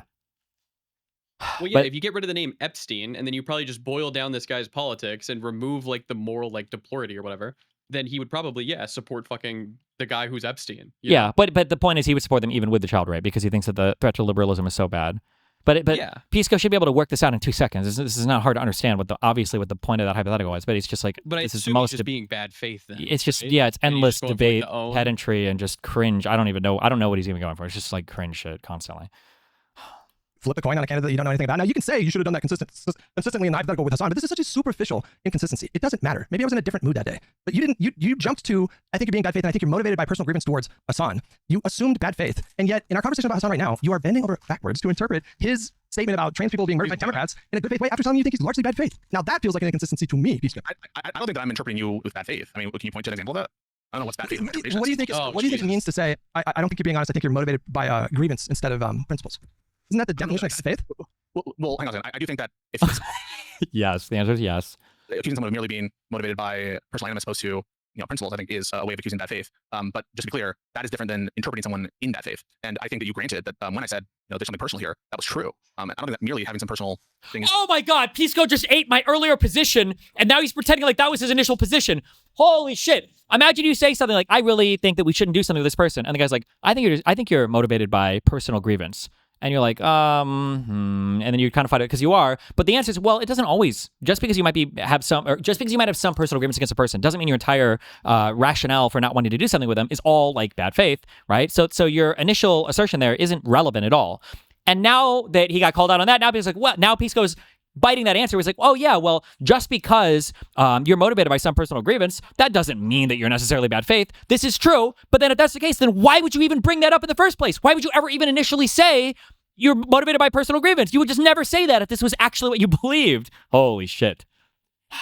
By itself, bad faith, if you can stand on principle and put aside personal bias. But I think the bottomless answer, and I do think it's a bit of a dodge. I think that's Oh my God. it speaks for itself. I don't know that I use such fighting rhetoric towards you. And again, like look at how I was happy to grant that Hasan is bad faith way more than you. I'm happy to grant that you are consistent on frameworks and principles in general. I don't know what about my interpretation of your comments was bad faith. Maybe you can identify one. That is my interpretation itself. But I just did. Like if I give you an answer and you say, well, just say you'd vote for Epstein. Just fucking say. Number one, you were clip farming right there. Number two, I want you to tell me right now, knowing like with the context, if I am principally concerned with preserving liberal democracy, and you agree that Hasan wants to end liberal democracy, right? Like that's his ideal state. He would want to end liberal democracy. Do you agree with that, right? Probably. I think that's entailed by Then you can give me any hypothetical candidate that in a contest with him, and it would be a logical, appropriate question for me to ask: what is their position on liberal democracy, right? Yeah, I mean that'll be totally fair. Okay. You're describing me bad faith, and as though I'm ignorant of your previous statement on JD, which of course would obviously. That's such a superficial. That is such a superficial inconsistency. It doesn't matter. It doesn't matter. It informs my state of mind, right? Clearly, it must inform my state of mind. Wouldn't me asking for qualifiers imply that I intuitively think that Hasan would be slightly better? If I don't need qualifiers for Vance and Trump, I was like, oh no, I would never vote for them. But I need qualifiers for Hasan. Doesn't that mean that I'm thinking more about possibly supporting Hasan? I'm not sure that it does. I think What? anything, right? Like You're not yeah, sure? No. Come on. If I said just unequivocally, you don't even need to give me qualifiers, I would support reanimated whoever versus Vance and Trump. And then you give me the same hypothetical with These conversations are so exhausting. Oh my God. Hasan, and I'm like, well, I don't know. That obviously means the better that I would Pisco combos. Yeah, but it's still an exhausting, Yeah, it's wrong. terrible but yeah. conversation. more inclined, if slightly more inclined, to possibly vote for Hasan, right? Yeah, but you didn't give that answer when Soypal asked you that. You said you would Minecraft yourself. You to take you on good faith, right? You wouldn't I think give on good me, faith, but you wouldn't give me an answer. You didn't want to let me flesh out the hypothetical. You were like, no, just answer the question. No, just answer the I question. just gave you a response that shows that I'm good faith, which is I heard you be indifferent towards JD Vance and Hasan, and that obviously informs whether I'm good faith or not. So the fact that I think that you're indifferent as between them, as opposed to slightly, and trusting you, that This is wild. Pisco, this is wild to me. The fact that I wanted to flesh out hypothetical out more obviously meant that I would be probably more inclined to vote for Hasan. Obviously, it means that. Are you more inclined to vote for Hasan than JD Vance? Why do you think I didn't answer it right away, just Epstein, right? Like, why do you think I said that, right? Like, I wanted to know. I'm like, well, you need to like flesh it out, right? Well, I don't know why you wouldn't answer right away. But you wouldn't. That's my point. But you didn't even want to flesh. Why do you think? Ask him to guess. No, bro, you didn't even want to let me do that, even though it's an appropriate question to ask. Your whole premise was it should be obvious. And to someone who is focused on illiberalism and is worried that liberal democracy might fail in my lifetime, it is, of course, There we a go. question to ask. But you didn't want to grant me that. I don't understand why you do that in that setting, and then you jump through these hoops to ascribe good faith to Hassan's rhetoric. Am I crazy for feeling like Pisco is playing with his food to make Hutch and making Hutch sound crazy? I feel like all the intuitions are being twisted. I wouldn't use the term playing with his food because that implies that Pisco has a much stronger position in this combo than I think he does. I don't think he's far ahead, or I don't even know if I would say he's ahead at all in this conversation. But I do think this is all kind of like a perverted debate exercise. I think it's how he treats all these conversations with Hutch, which I don't know why, but maybe that's just the way he is. Like, you are not treating me with the same amount of charitability as you are Hassan.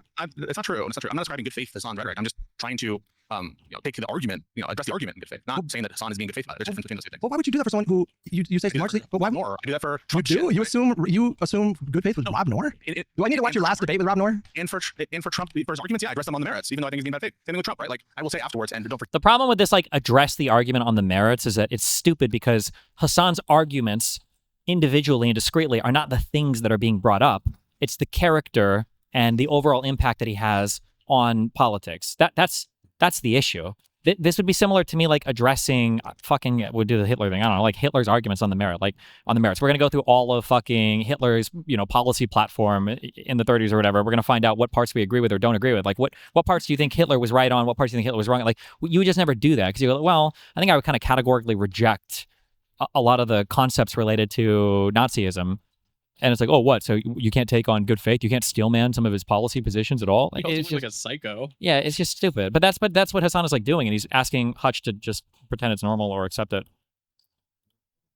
Yeah, guys, Trump is bad faith. But I will address Trump's arguments on the merits of their opinion. I don't just say, oh, Trump doesn't believe this shit. It's all bad faith. And all right, entering. Do you think I do that?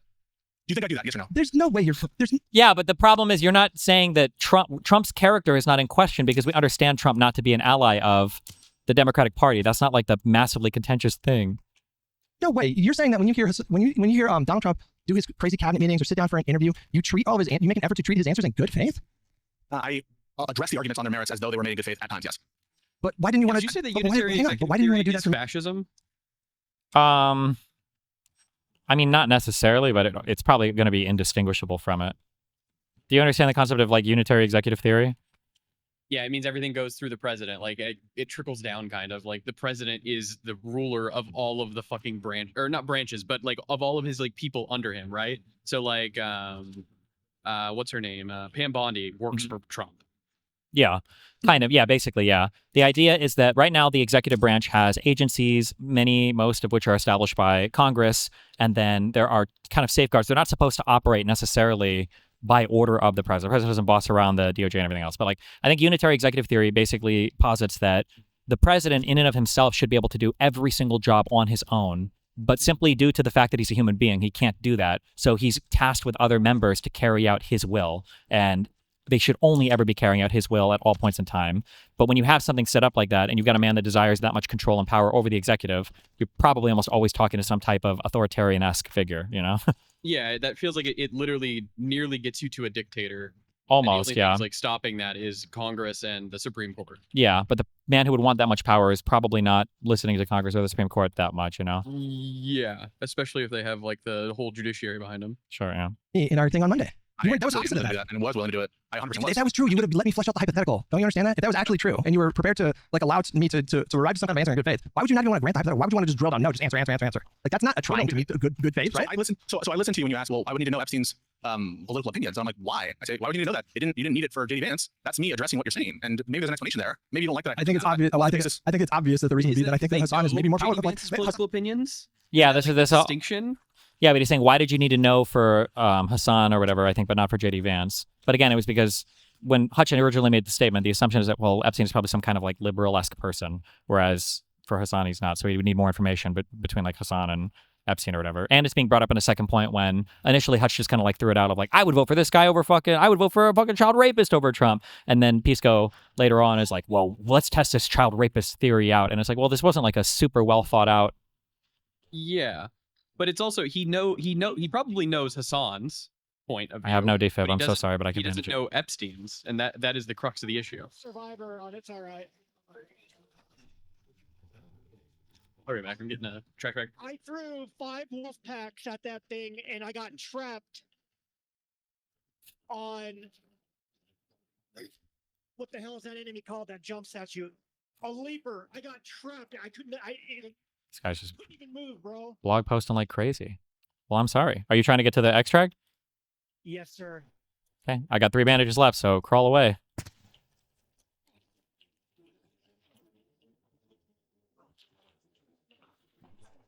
I think the obvious implication there is that Hasan is palatable in a way, potentially palatable in a way that Vance and Trump are not, which indicates that I don't actually think that Hasan is like materially worse than Vance and Hutch, how you know I'm in good faith is I still don't know your answer to either of those questions. I don't know what your answer is to JD Vance versus Hasan or Hasan v. Epstein or whatever permutation that is. I don't know the answer. And so it strikes me a little like, how can I be bad faith if I genuinely, even now, I don't know what your answer is to those typos. So if you want to be good faith, then Steelman, okay? I want you to Steelman right now. Why do you think I would struggle making a decision between Vance and Hasan? That's good. Thank you, sir. Oh, just kidding. You get HP back. I'm sorry. I'm an idiot. Okay, good job.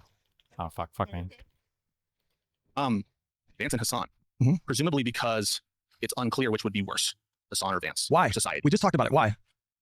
Because you have some notion that, like Vance, perhaps Hasan would be pursuing policies or structural reform that you found corrosive to social welfare. And No, come on. We just said Liberal democracy. Stream by asking you, what do you? How can Pisco not repeat that answer back verbatim? That's really concerning. If Pisco, that's like medical attention necessary. If he can't repeat, they just talked about this for so much, or for so long.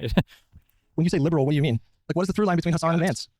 Yeah, it's obviously grounded out into social consequences and benefits, and so that's all priced in. Social consequences. Why can't he say liberalism? Is he worried that he's like going to give away his argument or something? Why can't he just say that? Hello? After that, I said, and our foundational values. So I know Foundational. I'm trying to price in everything. Do you think consequences? First, for example, you say USAID. Cutting USAID. Why are you? Now he's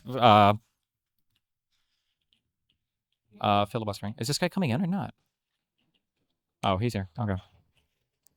That's an example that you use, and I'm trying to be as good faith as possible to include both things that relate to structural reform and the liberal system, which is consistent with cutting USAID, and also things that are not, so that cut to the heart of the liberal structure. That's why I'm being as comprehensive as possible in good faith by saying things like. Oh my God, I'm being as good faith as possible by yapping and rambling and yapping and rambling. Okay, dude.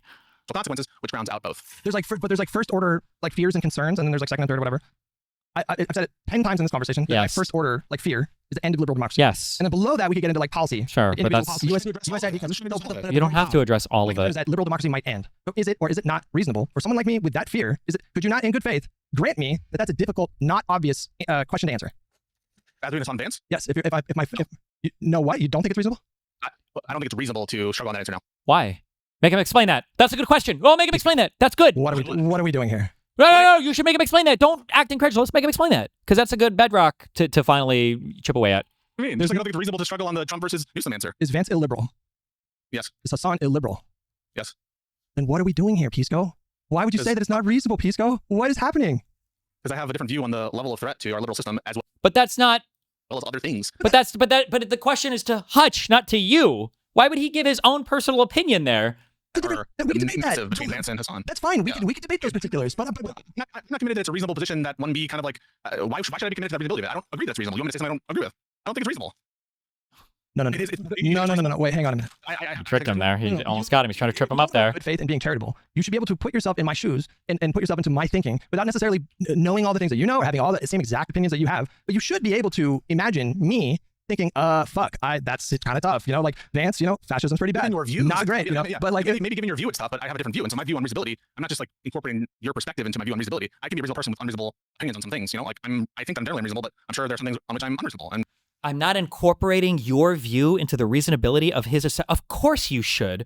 What a stupid fucking question. That would be like saying, imagine you were to ask Pisco, would it be reasonable if a person time traveled from the year 0 to the year 2000 and saw an airplane, if they were incredibly afraid of that airplane because they thought it was a monster flying in the sky? Do you think it'd be reasonable for them to have that fear? Like, is that a reasonable fear to have? Pisco would be like, no. It's like, why not? Because I'm not afraid of airplanes. Well, but are we asking for them? Well, I wouldn't agree with them, but that's not the question. Like, what? So, yeah, like if I were in your head, I would obviously think that your position is reasonable because I would be. I'm sorry. Last one for a month. No more Pisco for a month, please, God. You. Okay. That's That's obviously the fucking question. Why would you ever ask? I don't know. That's good faith. That's charitability. I wouldn't even call that good faith. That would be like a default assumption. Now, obviously, with a co-host or friend, you should be getting even more than that. But this would be like a default easy assumption. I can't even believe it took that long to figure this one out. But Jesus. That's you saying, if I was you, but you did on Monday. But in this moment, you're saying that I can't imagine someone struggling with that answer. No, I just think it's not reasonable. I can imagine a lot. What is the difference? Could you imagine not knowing whether or not you should or shouldn't vaccinate your child? And it's like, yes. Okay, so you think there's like reasonable arguments on both sides? No, I didn't say it was reasonable. I just said I could imagine it. Like, what? What are we saying here? Imagine people struggling with like simple Debate math problems, like, people struggling with Oh my God, with simple math problems? What is he doing? What is his syntactic commitment to like, well, when you ask me imagine, you just mean, is it logically possible that I could, in my mind, imagine a particular thing? Like, could you imagine? His Pisco impression is good, actually. Could you imagine? He's right on it. Could you imagine wanting to rape all black people? And it's like, yes. Well, I could imagine it. I could, of course. I could imagine. Oh, I think it's unreasonable. I would never do it. And I would think it's avoidable, but I could imagine it. Yeah, like, who answers questions like this? you know, this kind of question. Does he have autism? And I'm not trying to be mean. No, like, no.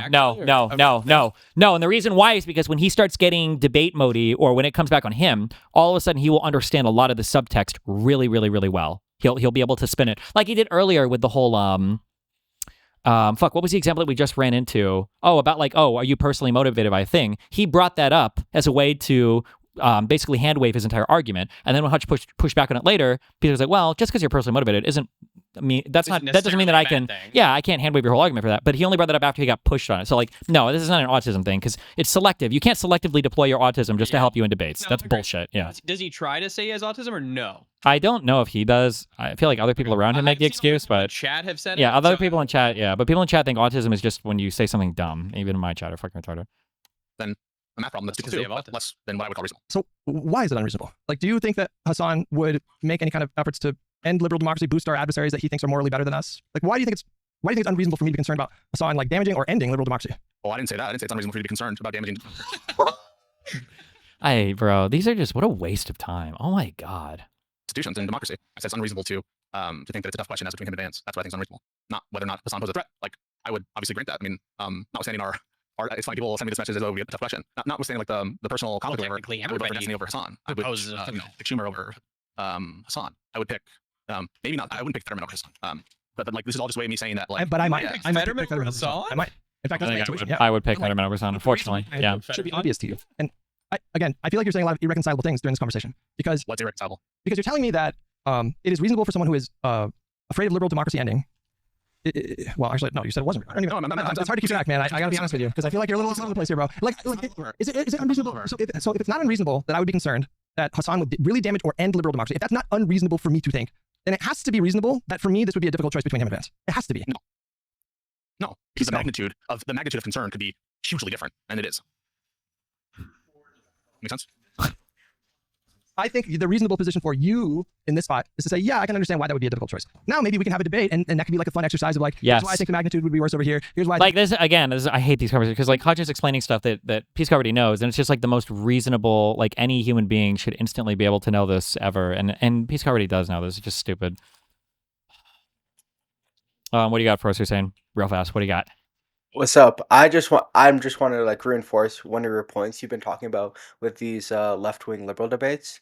I read a really interesting journal article recently about like specifically about Ethiopia and the Derg, and how in the Derg, when they rose to power after they overthrew the monarchy, they kind of like they just murdered and like destroyed all like even like social democratic, like liberal, even left-wing people who are less like radical than them. Okay. They absolutely like just murdered all of them. Like it was called the Red Terror in Ethiopia. So I just want to say, like, if you want me to link you that, I feel like a lot of people are like really fucking weaselly when they talk about like these issues and be like, oh, do Marxist-Leninists actually like do violence when they get into power? Yes, they do.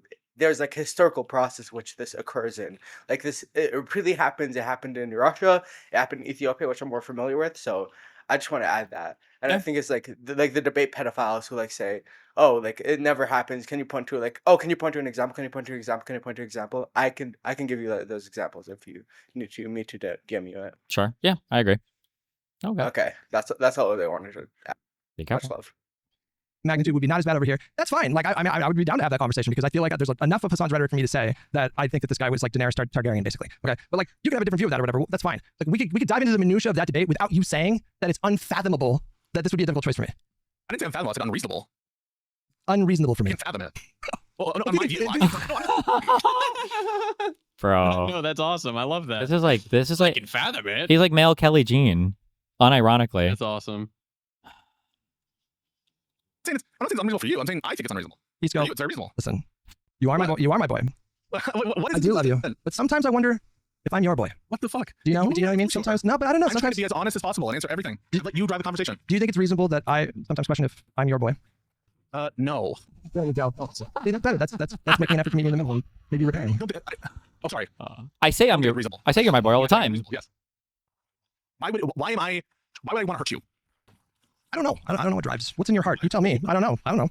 Is it because I'm bald? Is it because I'm bald? Do you think I can choose what God gave me? Whispering in your ear that I want to hurt you. Like I don't know. Oh, the white blood cell accusation. When was my last DM to Hutch?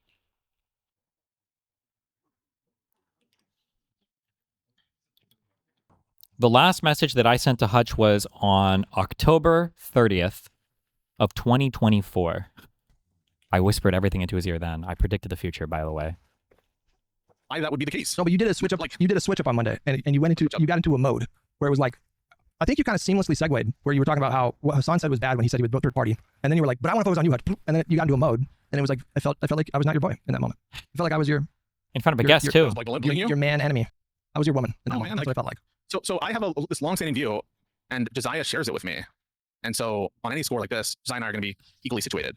That it's folly to spend most of our time, or an inordinate amount, what we feel to be an inordinate amount of time, focused on the doings of Hassan Piker and people like him. Now, you could disagree with that for sure, but it isn't, I think, unsurprising that I would raise this long-standing concern, which has been, amply discussed in our show. Again, I mean, there's nothing to do. Why do you think I do that? Why do you think I do that? Why do you think I focus on that? Why do you think I focus on Leftist thesis? You think it's worth? Yeah. You think it's worth the time? I think it's more efficient. It's a way. It's because it's under talked about. There's a niche for it. That these people are finally. Notice how much you could trace so many different through lines between the bad faith argumentation that Pisco engages in. But notice how much now Hutch's motivation has changed. When Pisco first brought it up, it was, oh, you're personally motivated.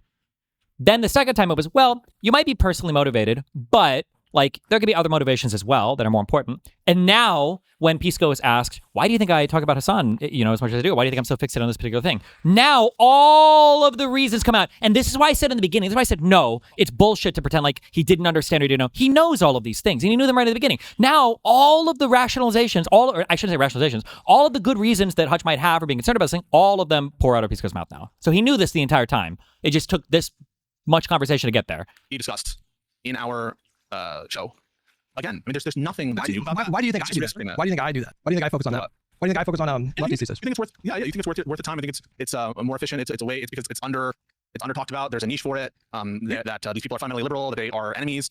I understand your view 100%. I mean, there it is. Cool. It's me raising the point about, well, I don't think that this should, why as between this and Piers Morgan, I'm offended by both. I'm offended by fucking both. Whenever I see these centrists start fucking talking about Trump and sucking his dick, it makes me want to vomit. And so can I try to explain myself a little bit? Yeah, 100%. To help you understand. Sure. The way that I see it is Hutch should have okayed that because it was a good explanation that Pisco gave. And for that was the first time that Pisco was able to mirror a thing that Hutch had actually said to show that he had some level of understanding there. You have a collective pool of political content creators, and they all kind of specialize in different things. I would go to you and ask you a question about the newest Supreme Court decision. Well, what does that mean? What is this other case they're referencing? What's the implications of that? Is this just at the state level? I trust you with a lot of that information because I have not been to law school. I really know very little about the law. Just the same as you might have YouTubers that are exclusively focused on, say, gun rights issues or issues of tax policy, economics, anything you can think of. There's different specializations that liberal pundits that they fulfill, that they are qualified to opine on.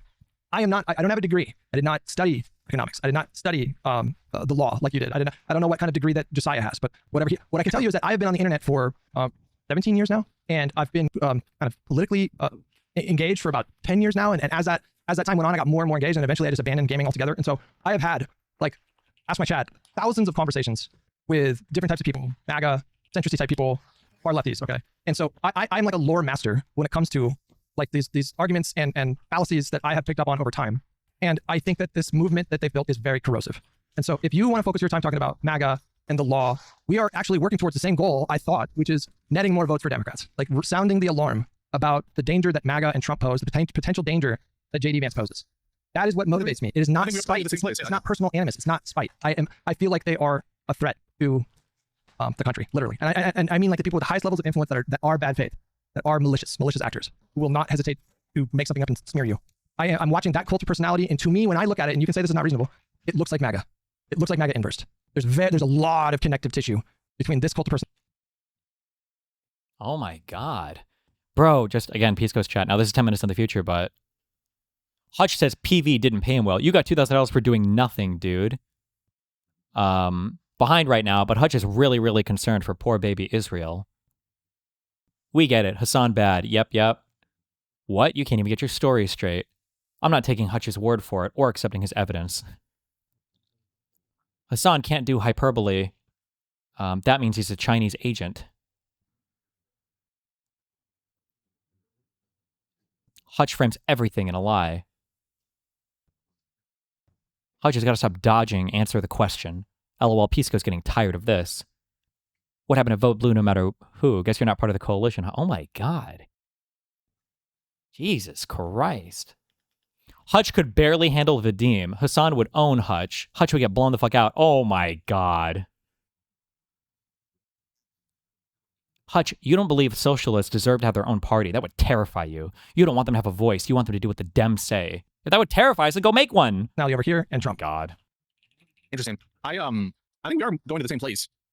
And if what you would like is for me not to like raise my views on the concentration thing and just like let it go. The concentration thing? Oh, you mean like focus? Do you want me not to like be like, oh, you know what? I just don't know what like was gained by us spending our time going over what Hasan said about this or that. Unless there's something like truly offensive and truly whatever, right? Like obviously there's always opportunities to do that when it's relevant to do it, and sometimes it is. Sometimes I don't think it is as much. But if you would like me not, I would have to see how this comes up on Lib&Learn, obviously, because I only watch when these types of debates are happening. Oh, not true. I watch others too. But like, if the show was like just focused on here's what liberals are saying, here's the current fight against MAGA, and like here's what's going on, and Hutch was constantly trying to bring up Hasan or whatever, I would say like, okay, well, this is kind of cringe. But I feel like when the people that are visiting your show are people like the fucking Vanguard or like these other like Hasan Dick Sucks or these like tankies that are coming to your show all the time, I feel like the conversation is much more likely to veer in that direction. And I think it's fair to say that like deservedly so, you know? But I don't know, I guess, what the root is or the source of these types of conversations coming up all the time. If Hutch is provoking all the time, then I'd say maybe this is more legitimate. But, you know, if they're just having these tankies everywhere, then, you know, maybe that's not a legitimate criticism. Maybe Hutch is right to bring it up, you know? I don't know. To like speak up and be like, I don't know if I like, what do you want me? Do you want me like not to, like to disagree? No, so for me, I don't know. I think those arguments are like fun. They're fun until. Do you want me to just agree? Bruh, he's a master. When your partner brings up a genuine issue that you have and you realize that you're wrong on it, then you catastrophize and hyperbolize the entire thing, right? I don't think it's fair that when I come home every day, you call me a stupid fucking bitch cunt. And you're like, fuck. That's probably a good argument. And then you turn it into like, okay, fine. So you just don't want me to talk to you ever. It's like, I didn't say that. Oh, so you don't want me to tell you when I'm annoyed? Well, no, I didn't say that. Okay, so I can never say a cuss word at you ever. No, obviously I'm not saying that. Okay, so I can never say a mean thing to you? Like, what is the fucking argument, right? It's like, Jesus Christ, what the fuck are we doing here, guys?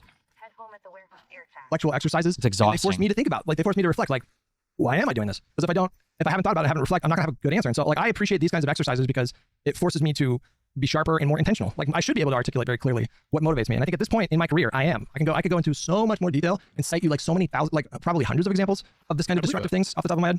That's not the issue. To the point of unitary executive theory, the Constitution is pretty clear that the executive authority lies in the president, not the branch. I get what you're saying about it seeming authoritarian.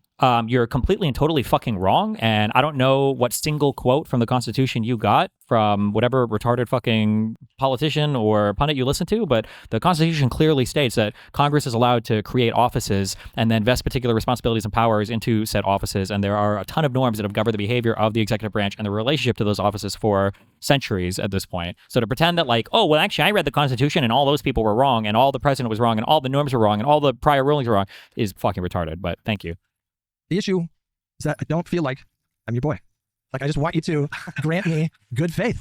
At minimum, like, don't assume that the thing that drives me is like personal spite instead of, holy fuck, you know, the Trump administration has been an absolute fucking disaster. The Republican Party have lost their minds. If we continue to go down this path, we will have a new kind of American neo-fascist movement in this country with the world's most powerful military and a fucking stockpile of nuclear weapons. And it horrifies me, which says nothing of all the other cultural like unravelings that are happening right now and the ways that that impacts, like, disproportionately impacts people like trans people. And so these are the things that I'm thinking about first and foremost. But sometimes I feel like you don't think that that's what's driving me.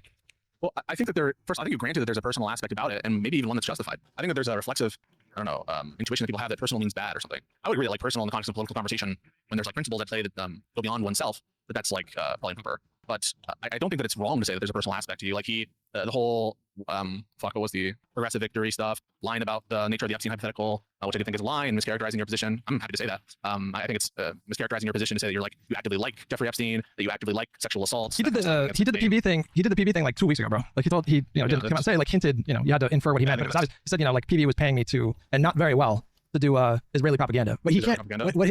Yes, specifically to do Israeli propaganda. That's what he said about me. It's crazy. And so there's like a personal element there. But I have been talking about like this destructive thing before Hasan. Like I've been talking about like the crazy burn your bus people. The sincerity of that. I don't think that I ever said that you're bad faith or personal to the exclusion of a sincere belief these people are.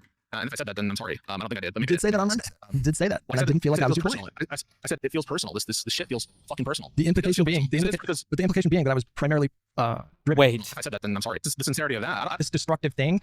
Wait, hold on. No, wait, I missed that. No, wait, I missed that. Hold on. Wait. Pisco's not implying that when he said, oh, this seems personal to you, he's not implying that when he said that, he meant like, oh, like you're personally motivated by all of the social harms that could come from, another Trump. That's not what Pisco is implying here, right? What? And not very well to do Israeli propaganda. What he can't, yes, specifically to do Israeli propaganda. That's what he said about me. It's crazy. And so, there's like a personal element there, but I have been talking about like this destructive thing before Hasan. Like I've been talking about like the crazy burn your bus people. The sincerity of that. I don't think that I ever said that you're bad faith or personal to the exclusion of a sincere belief these people are. And if I said that, then I'm sorry. I don't think I did. You did say that on Monday.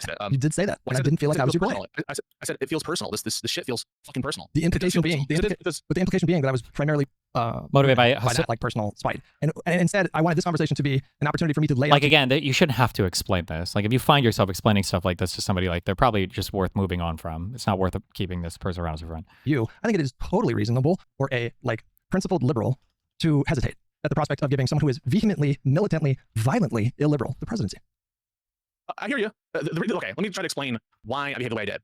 So we're criticizing Hasan for weaselness. And then you weaseled. Well, he didn't answer. I just did it in an inadequate way. But there are other instances where he does this kind of shit. Or like, this is ridiculous hypothetical. I'm not even stomach this hypothetical, that kind of shit. And that stuff often is like anathema to me. The kind of like dodgy shit. When we're trying to get to brass tacks.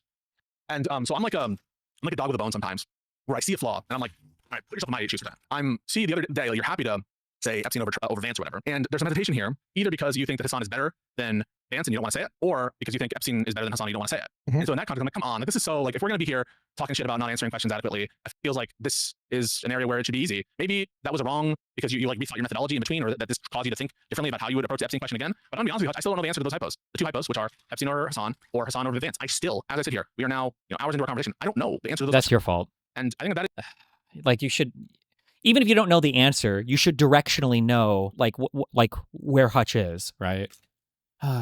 It's telling. I mean, maybe you're still mulling over. It is telling, but it is not telling in the way that I think you think it's telling. Like, okay. I don't even know the answers to those questions. That's the point. The fact that I don't know should tell you that I view Hasan within like ultimate power to be extremely dangerous. So, like, for example, what do you think? Like, would you feel confident that Hasan gets sworn in on January 20th, 2029?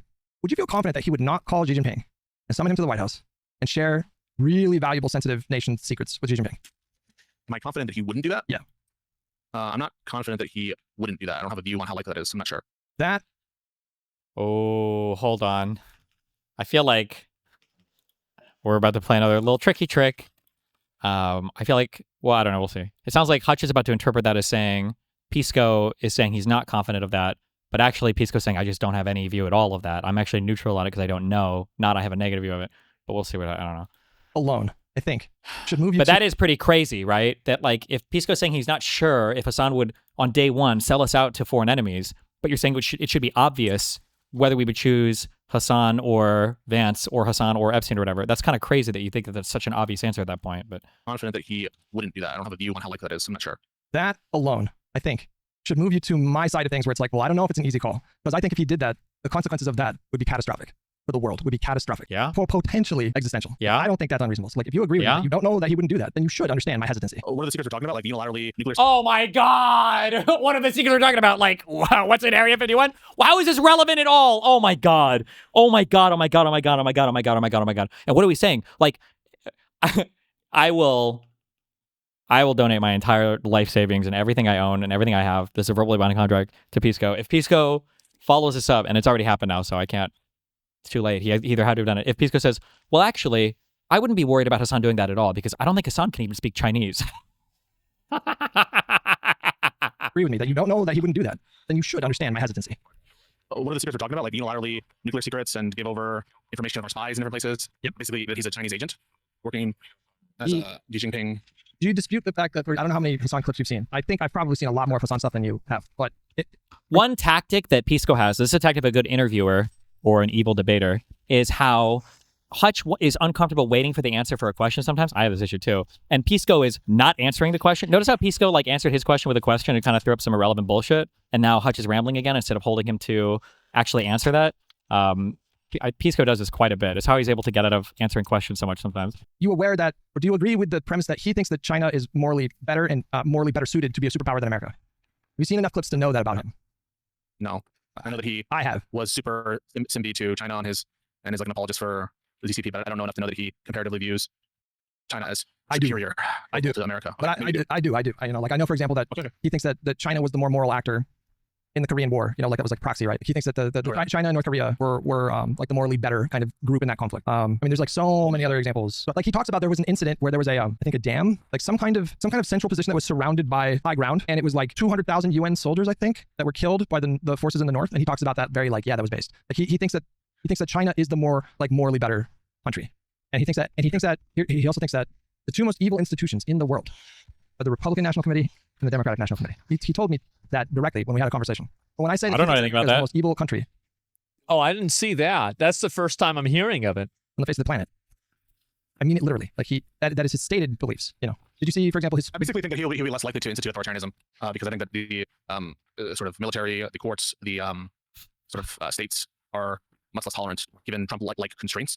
Those institutions are much more like him than they are of answer Trump.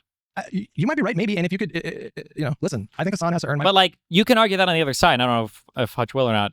I don't know if the states would acquiesce to Vance, because I don't think, despite how depraved the Republican Party has become, I don't think that they would have gone this way on their own. They needed somebody like Trump and the popularity that Trump has to push them in that direction. Like I've said this multiple times. People are like, if Trump dies, it's going to be Vance, or Vance is going to run for election. I'm not really that concerned about Vance. I think Vance has a much, much, much worse ideology than Trump. Well, Trump has no ideology. He's just narcissistic. But I don't think that Vance would ever be able to muster the same level of popular support that Trump does for insane shit. Like he might be able to do some standard, annoying fucking conservative shit, but I don't think he could muster enough for like authoritarian. I think people would look at Vance as like an authoritarian leader and just laugh and just move on, including Republicans. Vote. I don't know why I would give up leverage. We haven't even had a primary yet. So like he could persuade me to vote for him versus reanimated whoever, Pol Pot or whatever the fuck. He could persuade me. And if he did persuade me that he wouldn't give up our nation's secrets, they wouldn't try to end liberalism. Maybe there's a pragmatic side of him where he thinks, I don't think I can do that. Why don't you have a conversation with him? I mean, listen, I would be down, but he does not have these kind of conversations very often. I think you mentioned that he's having a conversation with Mockler later. We'll see how that. Why not just have a conversation with Hasan Piker, a challenging conversation about his ideology? goes. But he's pretty insulated from these kinds of things. But I'm telling you, like, well, do you want a constructive dialogue with him, or do you want like a debate? I don't know. Oh my God. And he even goes cover for on that. Well, it's not fair if you do debate. It's got to be constructive. What does that even mean? Like, it would probably be a debate, but like, you know that like debates can be nice, right? You can have a friendly debate. Like these guys are having a debate right now, way more than a dialogue. And if you were to show this conversation to 100 people and say, does this sound like they're having a debate on things, or does this sound like they're just having like a friendly dialogue? They would say it's a debate. Obviously, it could be a friendly debate. Possible with Hasan. I'm not sure that there's like a constructive conversation to be had, because I agree with you that he is largely bad faith. I don't think that he's an honest actor. You know, like pay attention to his tone in his conversation with Mockler, okay? Because I predict that he is going to, he's a bit of a chameleon. So like, wait, what is Hutch predicting? Because I think he's going to be incredibly nice to Mockler. He's going to try to stay away from contentious topics at all. Mockler is like his huge in right now that he sees to like the, fuck, I keep asking this question. I really, is Mockler part of like the Midas touch people? Like I think if he can get like a good conversation with Mockler, he's going to point to that conversation for like the next like 2 years as him being nice to liberals. What? That? Yeah, I do. Oh, okay, cool. Thanks for the offer, though. Appreciate it. Yeah. Yeah, that con was in like an hour. But yeah, Hasan will point to this conversation. It'll be like my fucking conversation with fucking conservatives, although mine will be more contentious or probably than the ones coming today. But yeah, Hasan's going to use this as like liberal credit forever. Showing that he can talk to liberals and talk to people with dramatically opposing views, but he's going to be such a little soft femboy twink fuck conciliatory bottom bitch for the whole conversation.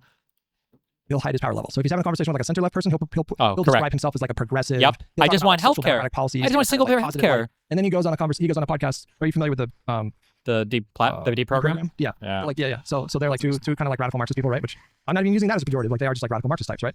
He'll go on there and he'll talk about social democratic policies as a temporary necessary evil. That's how he'll frame it in that kind of setting. And so I think he is like Littlefinger, you know, like I think he sees chaos as a ladder, which is why frankly I think he prefers. And you even have proof of that of the beginning of the show that Pisco pretended not to understand when he's talking about how like, oh well, we need to get in good with Brian Tyler Cohen guys, so we need to be nice, you know, right? That was literally the start of this whole conversation, basically. Trump won in 2024 because I think for him it seeds ground, or it makes the ground kind of more fertile for like a left-wing populist, maybe even revolutionary movement. That's what I think motivates him. And so interesting. Well, listen, I hope that one day you guys are able to talk. I mean, I would talk to him, and I think that it's important to use these platforms, these different people to try to convince as many folk about the need to fight this administration. And I think that for better or worse, and there are people in his audience who are willing to hear that message. I want you to be aware that like I just behave on that podcast the way I do in any of these discussions. Like when I say I want you to say da, da, da, da, that's just a formulation that I will often put in any kind of like debate situation that I'm in. It's not like I don't want to give lefties more opportunities to farm you for clips. It's not my motivation. And on the personal thing, I think that that's the the implication was you're not sincerely motivated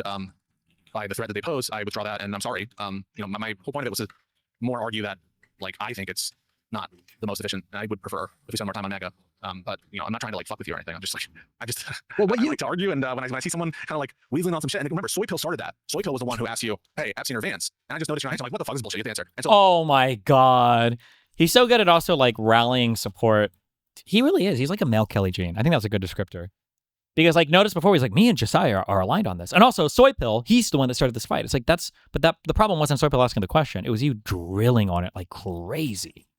That's my instant reaction to it. It's not like I'm preparing to ambush you or anything. It's just like me reacting in real time. And if that offended him. He never said you were ambushing him. No, listen. It may be difficult to believe in this moment, but I mean this with all sincerity. I fucking like that about you. I like tangoing with you. I think it's fun. Like, I don't know if you've ever hurt my feelings. Maybe a little bit. Maybe a little bit on Monday. Maybe you hurt my feelings a little bit on Monday. But like generally, I genuinely like it. And I fucking empathize that the idea of like, somebody says something to me and it doesn't make sense. And I think it's inconsistent. It's like a splinter in my mind that I can't remove. And so I can get singularly focused. I think that's on full display this last week. I can get singularly focused on, oh my God, this is a really stupid, bad idea. And hella people think the thing. Like it's the same kind of morbid fascination that I have with MAGA. Oh my God, they're saying cannibals are eating cats and dogs and rapists are going to come in and fucking eat your children.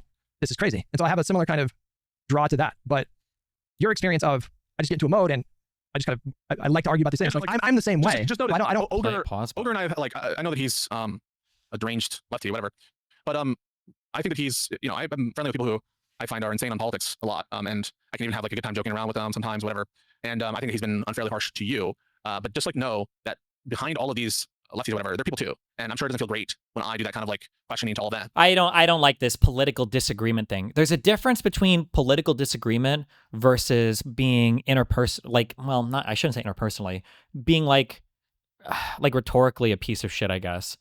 That even goes beyond just being friendly or not friendly with somebody. Like there are people that I know that are politically similar to me and that are politically different that I could have good conversations debates with and really bad conversations debates with. I don't think that has to do with how different their politics are. It's just some people are just geared more towards it or not. And it doesn't matter what their politics are.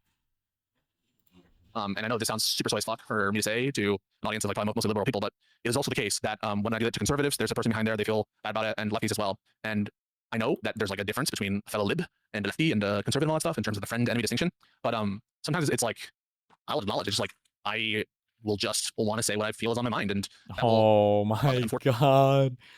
I don't want to ascribe too many I don't want to go into the full Kiwi Farm psychoanalysis route, but like, there's so many like red flag things. I just want to say what's on my mind. There's a way of like framing, I don't want to do this analysis. This will be the only one I do this one because it feels weird to get into this. But like there's a way of framing disagreements such that you're only doing a particular thing.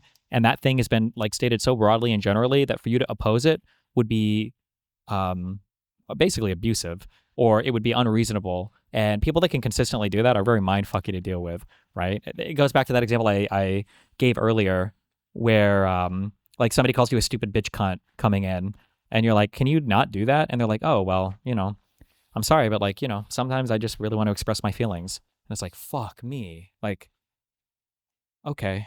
Well, I'm not trying to, I guess I don't want to tell you not to express your feeling. Right now you feel like now you somehow, they take the complaint that you've given to them and they've flipped it on you. Now you actually feel like the asshole somehow, you're like, fuck, am I telling him not to express his feelings?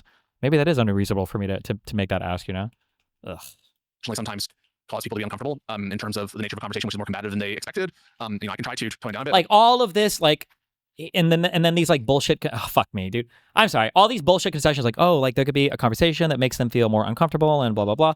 Like, I don't like it too because it makes Hutch seem like a bitch boy, right? And he's not really. Like, for whatever reason or whatever, I don't know where he got his fucking black belt in fucking conversational whatever at, but Hutch has done a very, very, very good job at engaging very well in these conversations. And for Pisco to be like, I guess it's just too combative, bro. Like, I guess your like shiny bald ass head just can't really hack it. And I'll try to tone it down for you, I guess, And it's like, excuse me.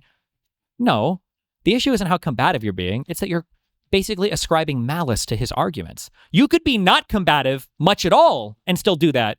My guess, no, I don't know this. I do know this actually. I would say with 100% certainty, Hutch would prefer somebody screaming at him like, you're so fucking stupid. Obviously the choice is Hasan over Vance. This is such a dumb fucking opinion. I can't believe it, blah, blah, blah, and going back and forth like that versus like the calmer being like, I understand why you'd say that. I think you're just personally motivated though. I think it's just spite-based. And I don't really want to get into it more, but like I think you're spite-based, right? Like the first one is more quote-unquote combative, but like the second one hurts more, especially if it's coming from somebody who's supposed to be your friend or knows you, right?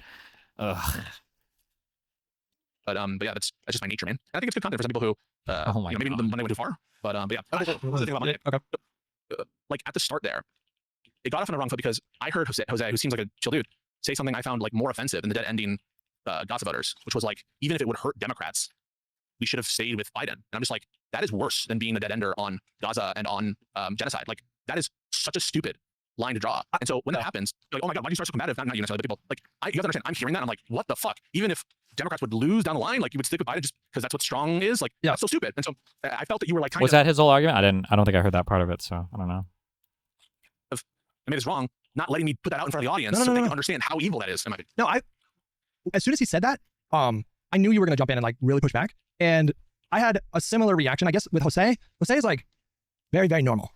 He's like a very, very normal person. He was like too normal. Like, anyways, I've been following him for a long time. So if I'm having a conversation with a normal person, I'm going to change my tone a bit. Like, I'm not going to necessarily, I'll phrase it like, well, don't you think maybe that just, right. So like, that was worse than anything that like, I was going to jump in and say that. I was going to be a bit more calm about it. But like, I was starting to say it and then you were like, why don't you say something? Like I was like going to do it. I was going to phrase it in a more kind of like normie coded kind of way because he's just like this normal person who's, like if anything, the juxtaposition of him being there for that episode was fucking hilarious because I just like, that's just not his like normal thing. But touching back on what you were talking about a moment ago to give you maybe like more insight into how my brain works and why I react the way that I do. I am fully aware. Listen, I am 42 years old. I've done a lot of years of therapy. I should probably start making sessions with my therapist again. Like I'm doing like a lot better these days, but like I am fully aware that the people that I get mad at the most, like these lefty types, that was fucking literally me when I was 21 years old. I don't know if therapists do this in general, but I feel like it is really important. Maybe some therapists are really good at teasing it out, I guess. Dr. K could, because that guy's a genius, okay? But you really need to see the fights that people have with their significant others, or whether that's like a recording, or whether that's like having them both come in, although the circumstances might change the way they interact, but like you really need to see how people are engaging with others. Because like there's a lot of times where I'll hear somebody say something, and if you had enough experience seeing toxic relationships or not toxic relationships or just seeing different communication styles, a person can describe a thing that seems completely reasonable. And then once you actually get the context of it, it's like, okay, well, hold on. Actually, maybe this is like a completely different thing, where your therapist like susses it out though over time. Hopefully. Yeah, if they're good. Yeah, it's hard to tell because I've heard, like Anna was a great example, is the Anna Frills or Anna Var or whatever. Sometimes people weaponize the fuck out of their therapist, which is super toxic. But I don't know if that's just them doing things that their therapist would advise them against, or that they're just like making up or inventing. It's hard to tell, obviously, because I'm not at their therapy sessions. Yeah. Was the guy that was just like Democrats and Republicans are two sides of the same coin. It's not left or right. It's the billionaires, it's capitalists. Like I was fully Noam Chomsky coded and Howard Zinn coded for years. I mean, I had a picture of Noam Chomsky up on my wall until just recently with all the Epstein stuff. I fucking took it down. But I think that's like one of the things that motivates me. Epstein's friend, right? Is like it's like I'm yelling at my younger self, and I'm fully aware of it. It doesn't always produce like the best conversations, and there are ways that I can be more effective in my rhetoric, and like I know that about myself. And it's like the same thing with like MAGA types. Like MAGA is like my dad is like a prototypical MAGA person, and we get along really good these days. We're like bonding over guns and stuff like that, but we didn't always get along. And so like when I was yelling at MAGA people before, that's like proxy shit. Like I firmly believe it just all goes back to your family, and so like we're all kind of like working through our family shit. And so I'm aware of these things. I could be more productive in many ways. I will continue to work on that, and that's fine. But like, I just want you to know, I really like that you're very argumentative, and I do generally, like 99.9% of the time, like sparring with you. It is fun. I don't think that you're this like bad person. I've never thought that, so I just want to put that out there. No, I appreciate it, man. Like honestly, I also like everyone has their fucking shit. Like I know that I will come across as like arrogant, obnoxious, whatever, and shit sometimes. And like, I think sometimes it's about time and place and whatever. But yeah, no, I can totally get that. It can be looking back at who you are in a previous life and be like, no, don't do that. I mean, frankly, that's how I felt in the 2024 election generally. I'm like, guys, we can't make this mistake again. It almost sometimes feels like we're doomed to have these cyclical little, fucking moments in resolving similar questions. Even sometimes questions about like, Pisco's like trying to find an answer though, and it can be like suss out what is like the correct, or suss out what is like the quote unquote correct opinion. I think he's literally just trying to win. I think so, yeah, because now they've rooted it down into this like kind of personal argument. Now you're in some like personal area where it feels bad to even push on a debate topic. Like my guess is, I don't know, I could be wrong. Maybe they'll find a way back to it, but I feel like the actual substantive debate is probably over, and now it's just going to be this like this weird jerk sesh. We're like, are we both good? I'm using a lot of fucking abuser language, fuck. But like, there's unironically like some fucking like cycle of abuse shit where it's like you do a thing that you shouldn't really be doing, and it's not just being combative or being argumentative. It's like ascribing malice or bad faith to somebody, especially in front of like a guest or whatever, like all of that. And now we're in some form of like almost like performative aftercare. We're going to explain the things that are happening and then just say it's like, well, we chalk it up to some random differences, but it's not going to change. The same thing is going to come up over and over again going forward. And I think it's worth asking the question, like, why does this issue keep coming up? And why doesn't it seem like there's much or any progress being made on it? Maybe, I don't know, but maybe they would feel like there is. I mean, technically I'm an outsider here, so maybe they do feel like they've advanced something, but it feels like this keeps popping up over and over again. And it's not just, and I don't like how it all got framed back to like, oh, sometimes I'm just argumentative, bro. And it's like, well, no, that's not really what's going on, Yeah, it like the argument started over like the Epstein versus Hassan kind of thing, but like they never broke down at all into that. No, like, nothing of substance. Like, okay, what are the Hassan issues you have? Like, yeah, why Pisco wouldn't you want is like getting closer and closer, I feel like, to kind of like Andrew Wilson, to where all of it becomes like meta or philosophy informed, like argument structure informed debates, and you don't actually really talk about the substance of almost anything, which is funny because that's the most Pisco important part. Yeah, I know, but Pisco found a way to throw that back to Hutch earlier, which was funny when Pisco was like, I feel like it's 2 hours in and I don't even know your position on this thing or whatever. It's like, that's, yeah, no shit, Sherlock. That's every conversation everybody seems to have with you. Why do you think that's happening? Yeah, it's because it's like we're always having a meta conversation about the next thing or something down about the our line, feelings like or defining something. Yeah. Like, yeah, like and then it moves and moves and moves and moves to where we're not even talking about what we called about. Yeah. And like I said, I'd be surprised if they found their way back to the original conversation, but who knows? We'll see. Sometimes to see people fall into similar mistakes. I don't doubt that. I do think that sometimes though, you get a lot of hate, and it's tough. I mean, that is something that I think oftentimes is very unfair, and I hope that sometimes you unplug because it can be not healthy. I think always to be in the. I've been in the reply sometimes, but no, I value our podcast. I value inputs and stuff, and I don't take it personally when we disagree like that. And maybe I wasn't as charitable as I should be in that moment. I'll think about that. I was definitely having my response definitely like affected by your answer to the JD Vance versus Epstein question, which was like unequivocal and without any kind of further thing. So that was like very much coloring why I was doing what I was doing because it felt like such an easy thing. And also I'm very like hypocrisy aware. Like I don't want us to be like caught up. Like I want to be like better than the lefties who don't answer questions. And so that's in the conversation. So all that being said, like, yeah, I mean, no hard feelings, and I appreciate that. We could have been a little bit more, or I could have been more like tolerant of your view there. Well, now I'm curious about your past. Are you trying to get out of here? Yeah. Are you trying to get out of here? I have like 30 minutes. Okay. We don't need to take up the whole time. First, I want to say that sometimes I like hardcore relapse on social media. Because there were, especially in the peaks kind of during the pandemic lockdown stuff, where I would spend like 14 hours on Twitter, like not even kidding. Like I wouldn't even stream because I would just be, straight up. Like it was just, and I would do that sometimes like for days and days and days. And sometimes I wouldn't even stream because I was like too busy arguing on Twitter. And so there are some times where I go back to that and it's like, it's not great when I do that. It feels like a relapse, and then like, but unbalanced things are better. But I do want to say that I feel so unwavering about my perspective on things. So if there are, dog piles that these communities do, that shit does not really faze me all that much. Like I'm not gonna say it never affects me, but for the most part, I don't question my ideas or thoughts or beliefs or whatever. If anything, I get more resolved when they do that. And you should also know that they do it's like systematic brigading. It's like systematic brigading. They pull up your tweets like on stream. And almost all of the people involved in this are active in Pisco's community as well. But that's neither here nor there. But yeah, anyways, enjoy your weekend. We're gonna have Rashad Crenshaw on Monday, and we're gonna be so normal, right? We're gonna be so normal. So do not if you bring up. Did we get anywhere with all this? I don't think so. Did anything change? Nope. Nothing? Nope. Just like every other Pisco conversation. Didn't really. Yeah. Nope. What are you gonna do? Okay. Nothing ever happens. Chud wins again. True. Holy shit! There he is. The king.